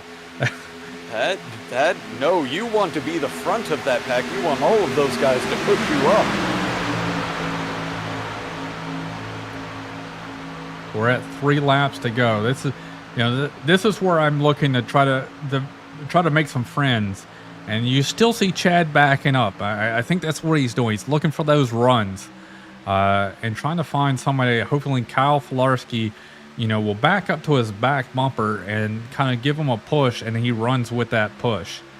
The number 19 of Danny Ware, he's got to go with him too. Those 3 will have to, take off and go as a 3-car tandem, trio, not tandem, but a 3-car trio, and to tackle these guys. And as we're coming to 3 to go here, coming out of turn 4.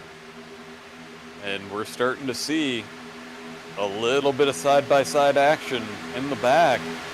But if I'm being honest, I think it may be too little too late for them to make that run towards the front. I mean, the only thing that's going to help is, where Tyler Hensley's at. If they catch up to him and put him out and more people from the bottom lane moves to the top lane, that will destroy the energy of the bottom lane and help the top lane gain more energy. But they're going to have to do it now. They can't wait if they're that far back. They got to all start kind of moving up there, and that'll leave the bottom lane kind of a sitting duck. And we're coming up on lap traffic.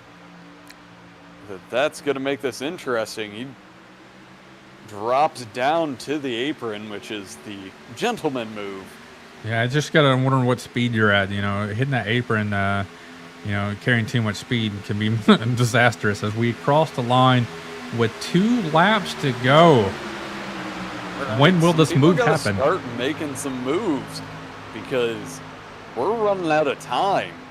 Yeah. Maybe just Chad likes to run that far back. I don't know. Cameron Hearn's now dropping back a little bit. I was going to say, those 2 linking up. There they go. Chad Shrine. There they go. Chad is getting the 3rd line. We're starting to go 3 wide. As we see Alan Elwood jump out to kill the momentum. And Cameron Hearn's got to drop down. Oh, that's brilliant. He's going to drop down long enough to be able to get a little bit of a push there. But now we're getting dicey as we are coming to the white flag. Chad is side drafting Cameron Hearn as hard as possible right now as they're going through the tri-oval. Kyle Filarski's to the back bumper of him. He's going to give him a heck of a push. The Cameron Hearn and Alan Elwood, I think they're going to link up and they're going to try to make the most of it. They're teammates.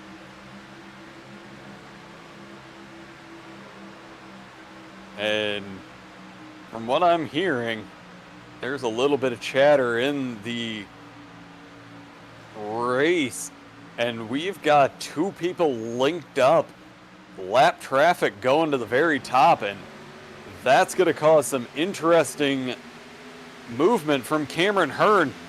Chad has a beautiful push coming from the back. And he is getting pushed to the lead to take the win. Kyle Filarski's going to try to side draft him, but Chad's going to win. We see the chaos going across the line.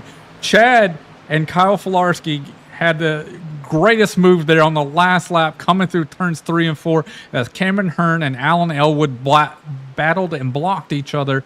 They stayed hooked up, and Chad wins. And that was a beautiful, beautiful move to get him to the lead. And sometimes when you push someone that hard that early, you can get the run around them, and almost got it done. Yeah, Kyle Filarski needed a side draft anymore. I mean, he basically kind of bump draft him. You know, we've seen back in the day where the Carl Edwards and Brad Keselowski hit each other going across the line. Basically, they were trying to slow him down. That's kind of what they needed. Kyle needed to do to the Chad to get the win there. No, there is nothing like a finish at Talladega, and that. Hey, this is the perfect opportunity, just like Justin said, to ask Chad how to pronounce his last name. Yes, it is. Okay, our results. That'll be the first question. Yes, our results are still not up. I don't think everybody's. Yeah, they just popped up for me. There it goes. All right, so let's go ahead and pull up the race results as he does his burnout here. All right, our race winner is Chad. We'll figure out the last name here in a second from Big Evil Racing. Calvin Filarski finishes second. Third's going to be Alan Elwood. Fourth will be Danny Ware. Fifth is Delonte Ballard. Sixth is Tyler Hensley. Seventh is going to be Cameron Hearn. Eighth is John Gervon. Ninth is Gael Brooks. And 10th will be Joe Dinsmore. And 11th is Don Runkle Jr. 12th, Sean Carmody. 13th, Chris Matthews. 14th is Kyle Cooper. 15th is Chad Simpson. 16th is Brad Slaughter Jr. 17th, Will Roberts. 18th, Boothmer Logan. 19th, Brandon Bernhardt. 20th is Brian Keita. 21st is going to be Thomas Bresci. 22nd will be Casey Shue. 23rd is Eric Wineland. 24th is Michael Stroll. 25th is Zach Edwards. 26th will be Blake Gordon. 27th will be Travis McQuistion. 28th will be Braxton Louise. 29th is Norm Petelier. And 30th will be Randy Bechtel. And 31st is Steve Rada. 32nd, Carl Henderson. 33rd, Nick Adams. 34th is Hayden Pistorius. And our man Josh Laston in the booth gets 35th. Well, because I joined. All right, let's go talk with Chad and insert last name here. Oh man, has anybody watched the movie Free Guy? That I love the end. Not yet. I'm looking forward to it. Oh, the ending of it whenever they enter the really big free guy is hilarious. I'm just saying it's a hilarious. You'll get the joke I just said. Insert name here. I didn't hear it, so all right, let's bring him on up. Hey, Chad, this is Josh and Adam in the booth. You got a copy? Yes, sir. I got you. All right. We have to open up with this question. How do you pronounce your last name? So it's Micus, like my kiss. Okay. Yeah, we were way off. We were 100% off every time we try to pronounce it. It's all right. I've been getting that for my entire life, so y'all are fine. Well, and it's one of those things that it's painful every time because you're always up towards the front, and it's become a running gag at this point. Yeah, just a little bit of bad luck here and there, but that's just racing, unfortunately. Just dig deep every week and hope you get better. All right, so walk us through those last like 2 or 3 laps. I mean, I'm up here in the booth, commenting the race as a driver, and I'm like, this guy is laying back, and he's keeps coming out of the corner and going, "This is how I'm gonna get the run. This is how I'm gonna get the run." Is that what you were doing, or are you just purposely, leaving about a 1 or 2 car lengths there? I was sizing them up. I was gonna see because I know all those guys were teammates, and I think 90% of the cars around me were teammates. So I was just trying to size them up, see if they were gonna make a move on each other and do anything. I knew I had to make it with 2 to go, or we're gonna be in trouble. But yeah, I was just trying to size them up, hoping that the 2 car was gonna stay with me when I made that run, and thankfully he did. And we caught some lap traffic, which I think kind of slowed the leaders up a little bit as they started to kind of dice each other around. So it definitely paid off. So I'm surprised it worked out that well. I thought for sure we were going to end up in the wall or something crazy, but we didn't. We made it work. So.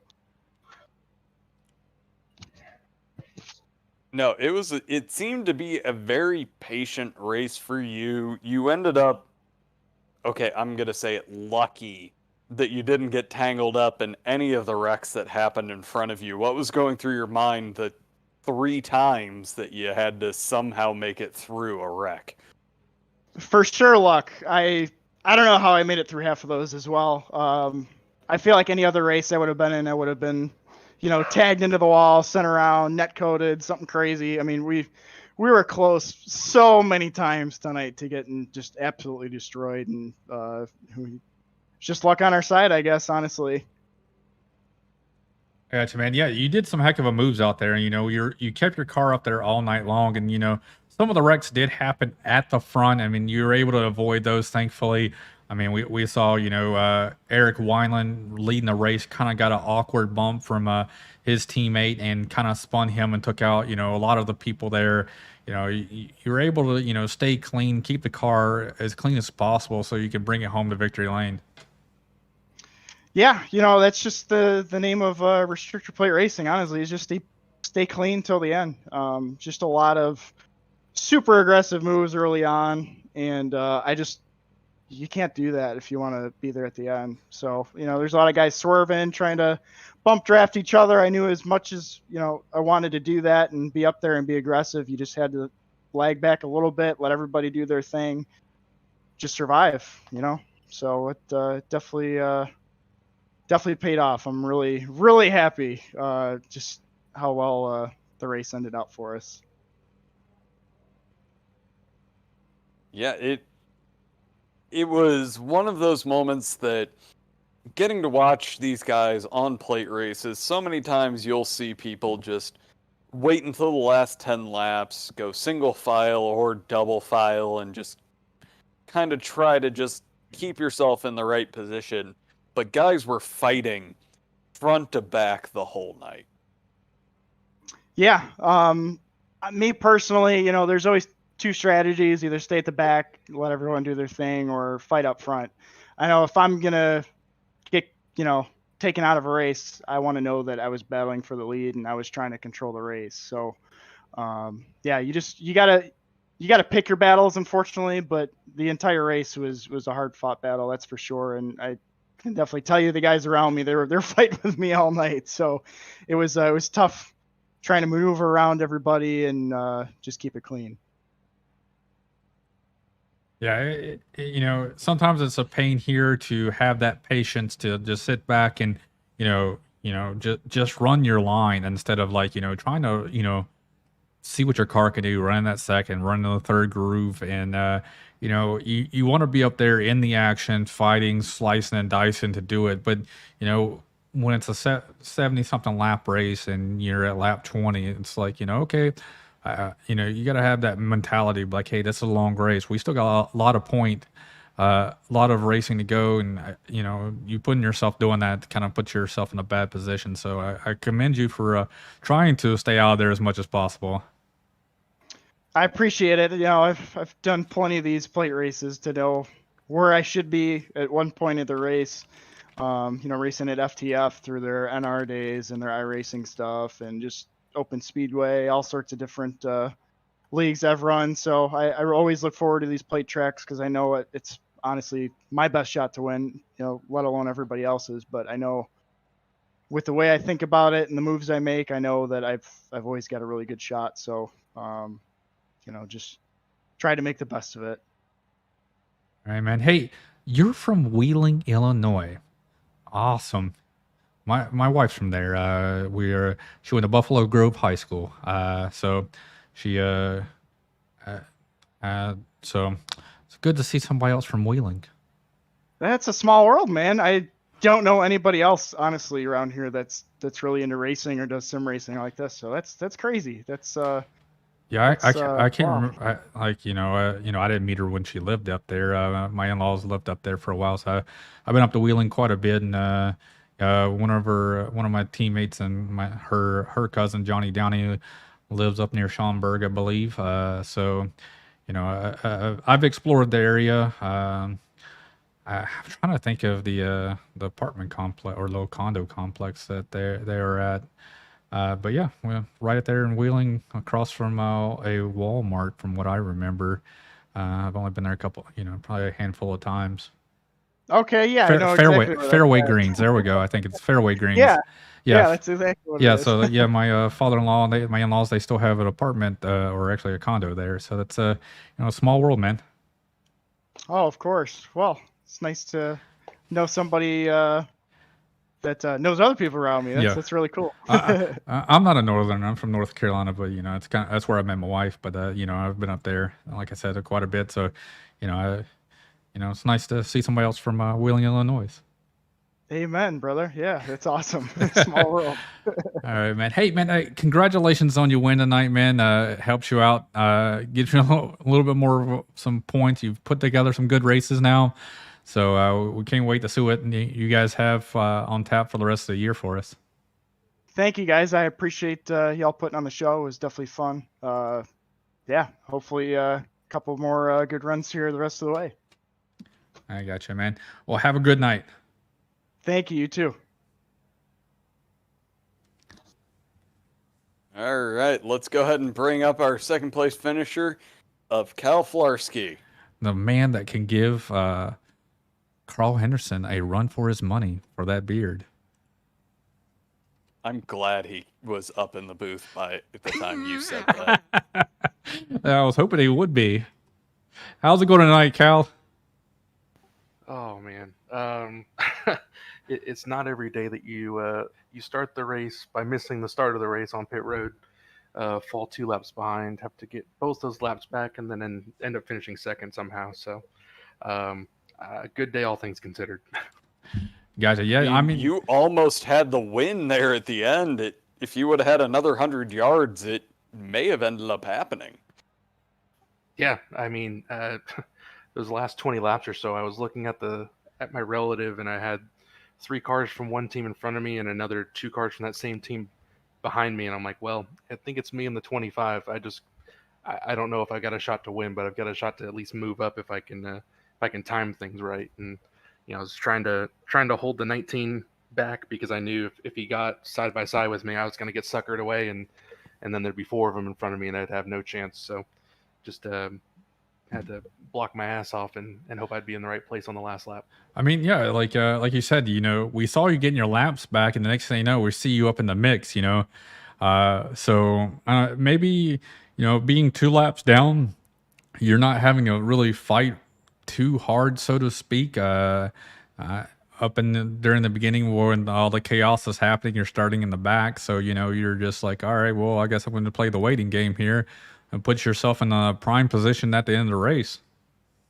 Yeah, I mean, it was. I mean, you would think I probably wouldn't have to fight too much, just wait for the carnage to happen and take advantage of it. But at one point, me and the 85 were both on the same lap. We were both 1 lap down, and we were like 2 cars apart from each other. So the 2 of us are if you went back and watched the replay from our standpoint, he and I are darting in and out of traffic trying to get ahead of the other guys. So if a wreck happens, then we'll be the lucky dog, but also trying to avoid the wreck, which is almost impossible unless you give enough room. So he and I are both like kind of on the razor's edge. So apart from maybe the first 20 laps where I was pacing, waiting for that first yellow, there wasn't a whole lot of time to breathe, even if I was a lap down. Yeah, I mean that's the worst part too. I mean you're trying to fight for that lucky dog, and then when the caution does come out, you have to basically avoid everything because if you touch the outside wall or another car, that lucky dog is gone.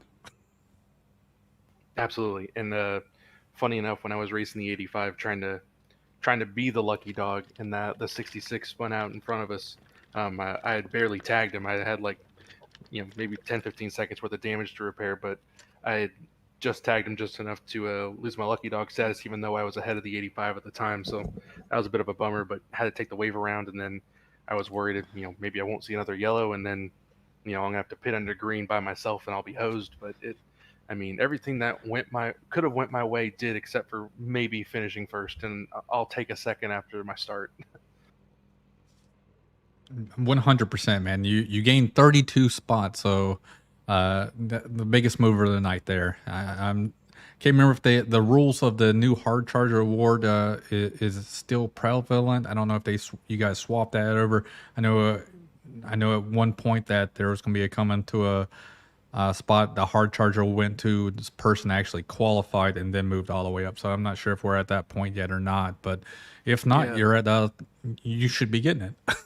No, the plan was to put that in place during the playoffs, so that way people that were in the playoffs weren't going to be trying to farm extra bonus points here and there by starting in the back. So, so I think for tonight I am the hard charger, which after the way things started out, I did not think at all it was even close to possible. And I think the guy who finished fourth or fifth was only a few spots behind what I was able to accomplish as far as spots gained. So. Definitely had my work cut out for me. It was not a gimme by any means. No, it's always great to see. And honestly, where you started from wasn't necessarily due to qualifying issues. It was missing the start of the race.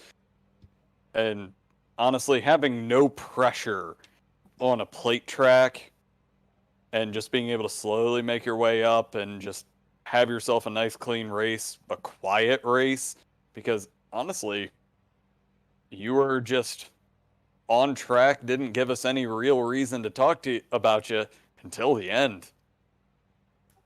Yeah, I mean, usually these plate tracks are the only chance I've got to put together a top five most weeks, and I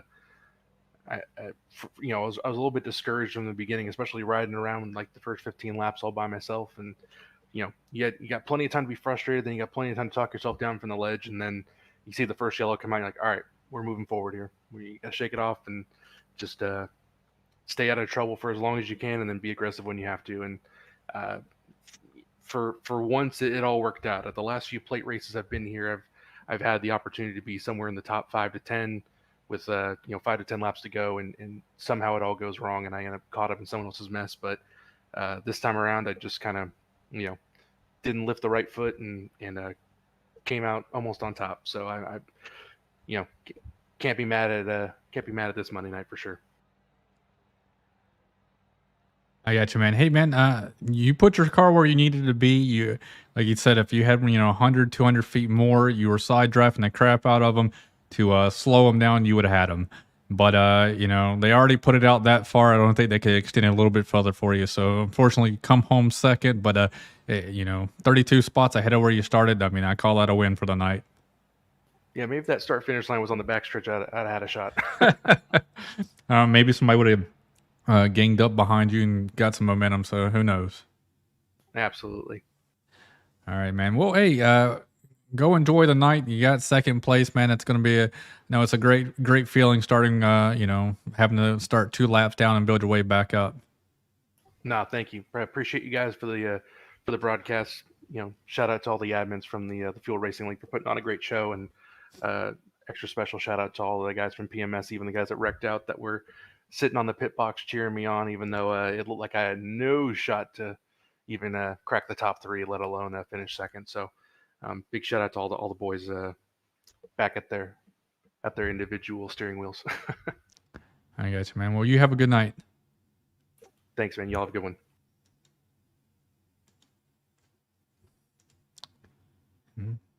iRacing just went black.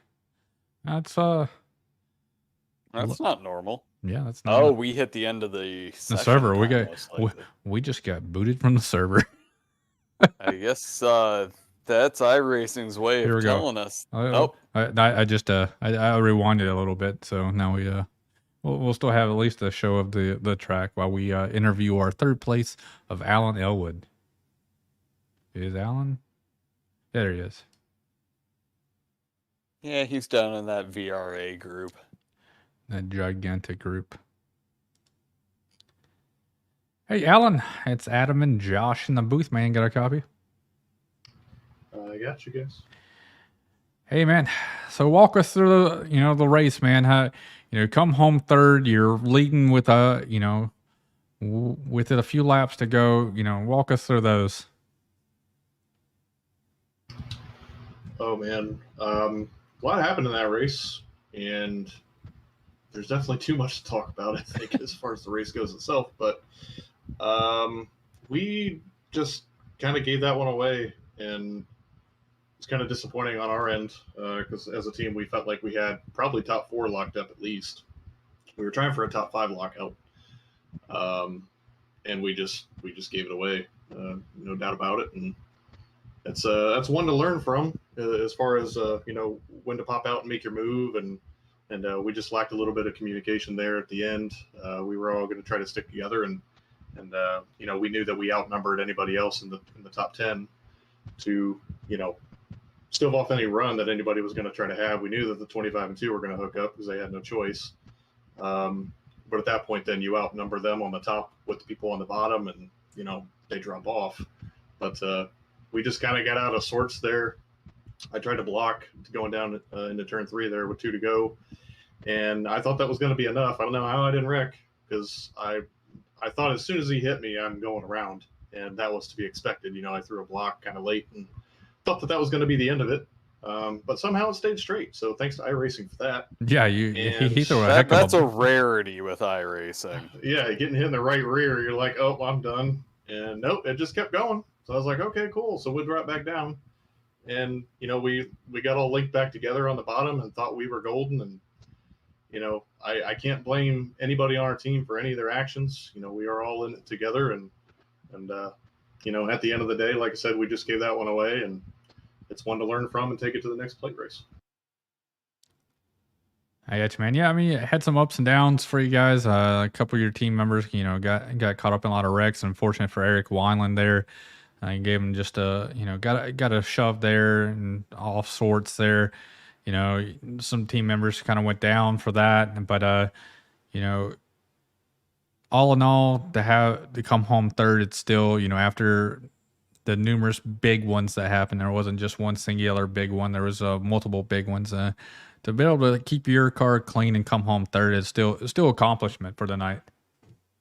Yeah, anybody from top to bottom in the field, most of it is luck, right? And there is some experience, not going to lie.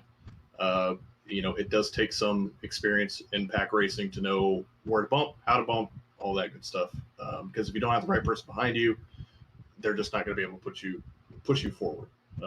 And so, looking back on the Eric accident, he, even in our team chat, was taking blame for it.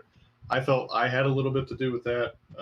We were kind of reacting to what was going on between Delonte and Blake Gordon, and they both kind of made quick moves, and Eric, out of just reaction, looking in his mirror, kind of thought that something was going to happen between Blake and I, so he kind of went down, and I couldn't check up enough and quick enough, and just kind of turned him. So I felt bad about that, because Erica drove a great race at that point too. I somehow missed 2-3 big ones driving through the grass. So at the end of the day, I got lucky to be where I was, but there is some skill to plate racing, and at the end of the day, like if you're confident enough in yourself, it doesn't matter if you're 35th with 5 to go. Like if you have the confidence to do it, you can still get yourself up in the front and put you in a position to have a good finish. And I think that showed with our team there at the end, with how many of us were up there in the top 10, putting ourselves in the right place. It just, it comes down to execution, and we gave 90% execution. That last little 10% just wasn't enough to come out with a W for one of us. But it was fun. But just a lot of carnage and chaos and everything else that seems to be happening in this league when we go to plate tracks. So luckily that's the last one of the season as far as that's concerned, and we can move on to more skill-based tracks and hopefully less accidents. Yeah, this is the second of the two, and it's great for our viewers. Honestly, it's a very good show that everybody puts on the plate tracks. It can be a little frustrating as a driver, but any way you slice it, it's always fun to watch a race at Talladega. Oh yeah, it's great from the booth for you guys. Hey, you know, I always tell all my friends, because I'm a driver. I go out there, I race in multiple leagues a week, and then I also broadcast twice a week, and I never walk away from broadcast, upset, mad, and disappointed. But I could walk away from a race every week being all mad and disappointed. So it's great being up in the booth sometimes. Absolutely, and at the end of the day, plate races, you can't beat yourself up over it. Really, most of the time you're going to be caught up in an accident with 5 at least other people, and like in that moment, of course, heat of the moment, if something happens, you're going to be upset. But looking back on it, it's a crapshoot, and you just feel fortunate enough at the end of the day to be in a position to maybe bring it home. So you can't take these races too much to heart. Same goes with short tracks. We're going to Martinsville in a couple weeks. That's going to be one of those that you're just going to have to go in with expectation of, let's just get a top 10. Let's stay out of trouble if we can. But if you end up having something happen to you, chances are a lot of other people are going to be in the same boat. So just take it one race at a time. I got you, man. Hey, well, congratulations for getting a top 3 tonight, and we wish you luck for the rest of the season. I appreciate you guys. Thank you. You have a good one. All right, well, that'll do it from us here at Talladega Super Speedway, and that's going to end our Super Speedway week. We've raced for a week straight at Talladega or iRacing Super Speedway here at Ghostfire Media. We put on a show for last Tuesday at an IVRL, last Wednesday at Super Speedway for the Sportsman Series, and we went back to Talladega on Thursday night, and then on Sunday night we went back to Talladega, and we're here again tonight. So that's going to conclude Super Speedway week, and tomorrow night, check us out at IVRL here on Ghostfire Media. We'll be at Charlotte Motor Speedway doing the Roval Road Course. It's going to be our cutoff race for quite a few drivers. We're going to go from the round of 12 down to the round of 8. So come out and see which 4 drivers will not make it and who will make it on to the next round. Wednesday night, we will be at Texas Motor Speedway, and I believe that is a cutoff race as well. So come out there. We're going to be a round of 18 down to a round of 12, I believe, in the Sportsman Series. Thursday night, we'll be at the TNT Series, the Guitar Addict TNT Series. We'll be at a short track racing. So they're going to go from the Super Speedway all the way down to USA International. So we're going to have 2 different dynamics going from week to week for these guys. So we'll see how well they can handle these short tracks. Friday night, come out. If you race in either IVRL, Fuel Racing League, or AOLL, come out Friday night for our fun race. The details are posted everywhere. We'll continue to post them up through this week. We want trying to max participation to make this as fun as we can get. And then on Sunday, we'll be back here, or Ghostfire Media will be back at Charlotte Motor Speedway. We're going to camp out there, and we'll do the Roval again for another cutoff race there. It's going to be a great time. I love watching anything at the Roval. It's a great road course that was developed specifically for running cup cars, unlike COTA. It's developed for cup cars to run there, but not for cup cars to run there. So take it as you will. It's easier to run there than any of the other ones that are on the schedule right now, except maybe Daytona, because it's basically the same layout, just with hills. Yeah. But, those hills add for a different dynamic for the cars, weight distributions compared to other road courses. So it adds a little bit of spice there to your throttle inputs and brake inputs to manage going over those hills there. So come out tomorrow night and see how well the IVRL can handle the Roval from Charlotte Motor Speedway. That'll do it from us here at Ghostfire Media. We'll see you tomorrow night. Have a good one. Thank you, everyone. Thank you for watching iRacing on the Ghostfire Media Network.